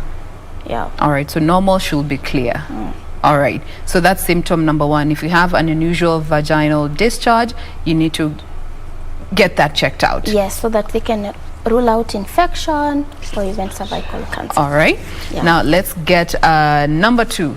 Number 2 is abnormal vaginal bleeding. Yeah, despite having your normal menses, if the bleeding continues for long and it occurs many times, like you have bleeding in between your periods, that is frequent, you should go for checkup. All right. Yeah. We have the same heavier and longer menstrual periods. That one you've checked. Discomfort while passing urine, like when you're going to the toilet for a short call, you find that you have pain and also difficulty, like probably you're struggling to get the urine out. Okay. Yeah. There could loss of bladder control, like you're not able to hold your urine, you just notice you've messed yourself. Okay. Yeah. Pain during intercourse. There is also pelvic pain. You might be having low abdominal pains, going to the back, a lot of pain on the pelvic area that is probably frequent and more prolonged. All right. Yes. There is unexplained weight loss. You've just lost weight, you're not sick. You've just lost weight, and then probably you're having the other symptoms combined with weight loss. That's a problem. Yes. Okay. Constant fatigue. You just feel tired. You don't all feel the like, time. Yeah, you don't feel like doing anything. Leg pains. You feel like muscle pains on your legs. Yeah. Okay. So these are very obvious signs from where I stand, but then again, what is obvious to me might not be obvious to another individual. So if you have experienced any of these symptoms that Doc has just run us through, maybe you could want to go get a checkup to confirm and rule out any suspicions, and especially where cancer is involved, and that is cancer of the cervix. Now, I have some questions coming in, and I'd like for you to help us demystify some of them and to just clear the air. Let me start with Gatero, who is asking, my sister once had breast cancer, and she was told by her peers it was because of wrong innerwear, and in this particular case the bras that we get to wear as women. Do garments have any effect or correlation to breast cancer? Not really. Yeah. So that is a myth. It's a myth. It has nothing to do with that. Yes. Okay. Now Gilbert is asking, how is breast cancer treated in men? Breast cancer in men. Yes. It's slightly different from women. Not so much, but for men, the same procedure women go through. It's the same. After they are tested and the results come positive, they might be told to go for mastectomy. Yes. And then after that, they go through chemotherapy, radiotherapy, and probably hormonal therapy thereafter. There are those that are treated with hormonal therapy alone and radiotherapy alone, depending with the stage and the tumor size. All right. Yeah. Now, there's somebody else who is asking, does age matter when it comes to breast cancer, and especially women? Yes, it does. In what also way? The treatment criteria is different. Yeah, for premenopausal and postmenopausal. Oh, so that determines the form of treatment that is best suited for you, looking at your age. Yes. All right. Now, there's a question here for Nancy. They're asking, how did you get through that time? Did you have to go for counseling or support groups to help you navigate those waters? It is hard for some of us. Yeah, after treatment, I went for we have so many support groups. We have one in Texas Cancer Center. We have in Texas Cancer, it's called Uwezo, where Dr. Joyce is. We have one in it's called Tabasamu. We have one in Mpisha. It's called Faraja. It's called Faraja. So I've been going for so many cancer group. It has helped. Yeah, it has really helped me. Fantastic. So maybe if you did not know any cancer groups that help, navigate those tough waters. She has been able to name some few, and I believe you can also interact with her. We'll be giving social media handles if you have, and points of communication that you can also be in touch with Nancy to understand how you can get this assistance. Now, as we draw closer and closer to the end of the conversation, Doc, what are the treatment options that are available locally in the Kenyan space? Yeah. We have surgery, which is the primary treatment. We have chemotherapy, radiotherapy. Those are the ones that I can say they're available here. All right. Yeah. Now, as we also, mark this Cancer Awareness Month, the theme is Give Hope, Save Lives. Let me start with you, Nancy. Looking at this theme, Give Hope and Save Lives, how does it resonate with you? As in, what does it mean to you? To me, it means I have to create an awareness to the community.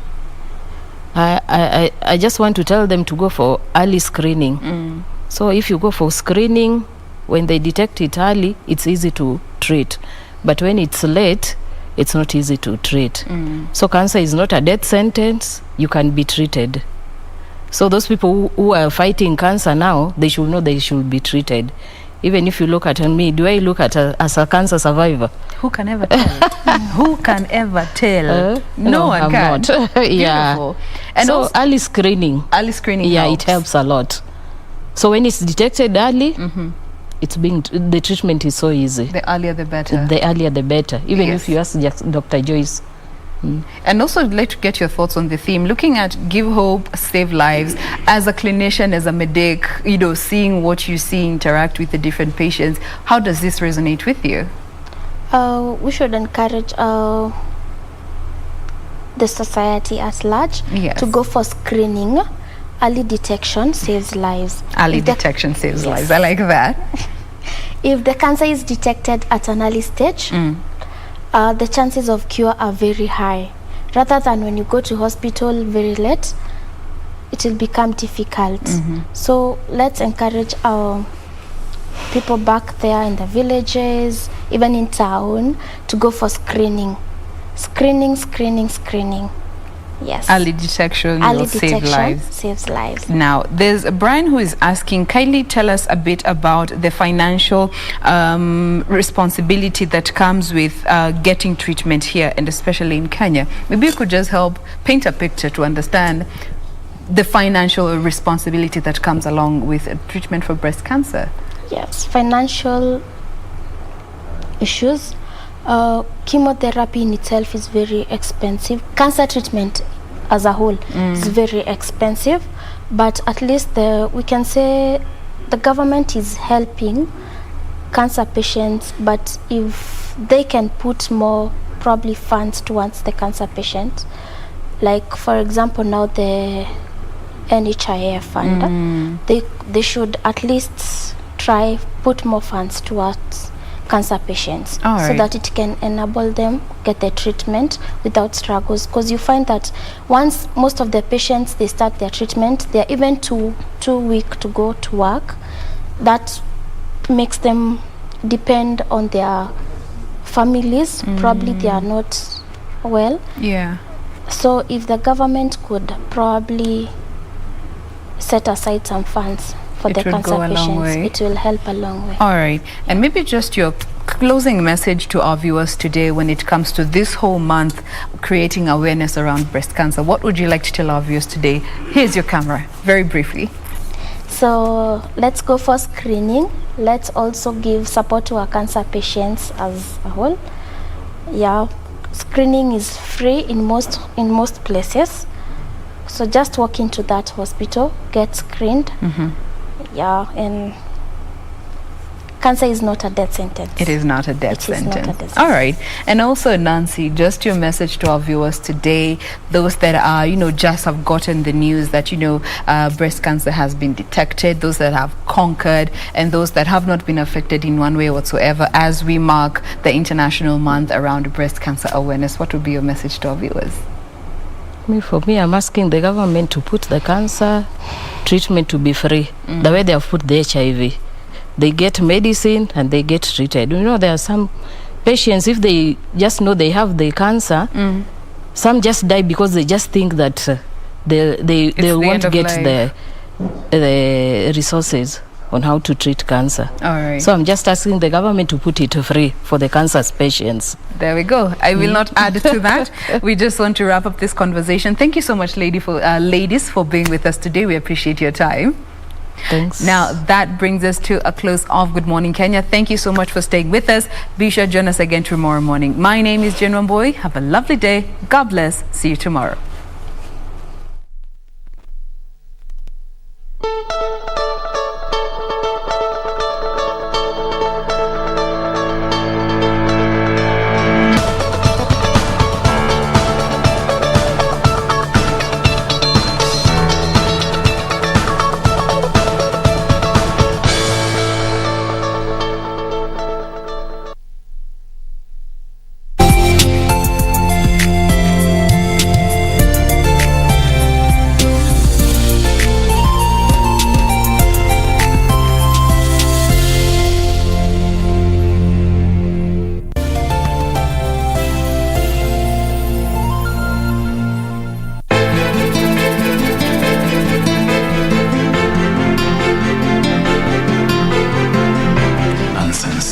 Wachezea kazi tu. Taambia Keta kufute kazi. Haina haja. Yuko njiani. Kosa jingine tu na ajipata nje getini kule. Ili si anti wangu ni mamangu. Mamako? Mbona wamuita na jina lake? Mkufu upo uko ndani na sio tu kuvaa. Uko hapa? Huyu mkufu si wangu mimi. Sio pesa tu. Hata roho yake pia anatembea nayo hapo chini.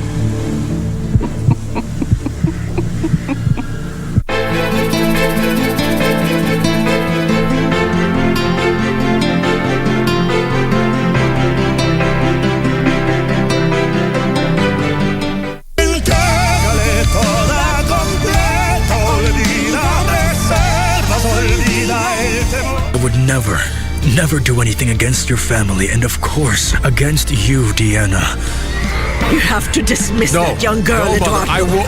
I'll take care of putting her in her right place.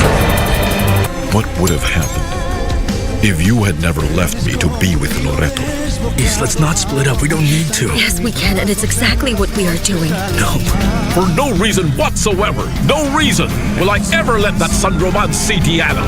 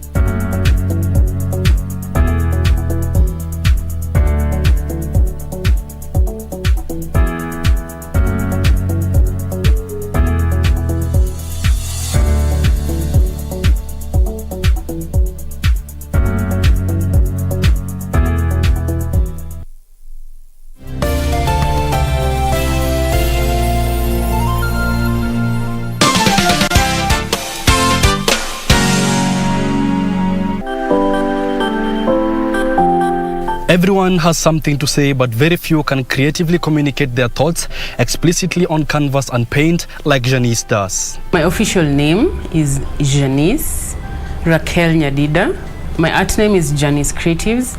I identify more with that now because that's what I do. That's who I am. My art is not only what I do, it's a great part of who I am. Why I do the kind of art I do is I feel like I have a lot to say.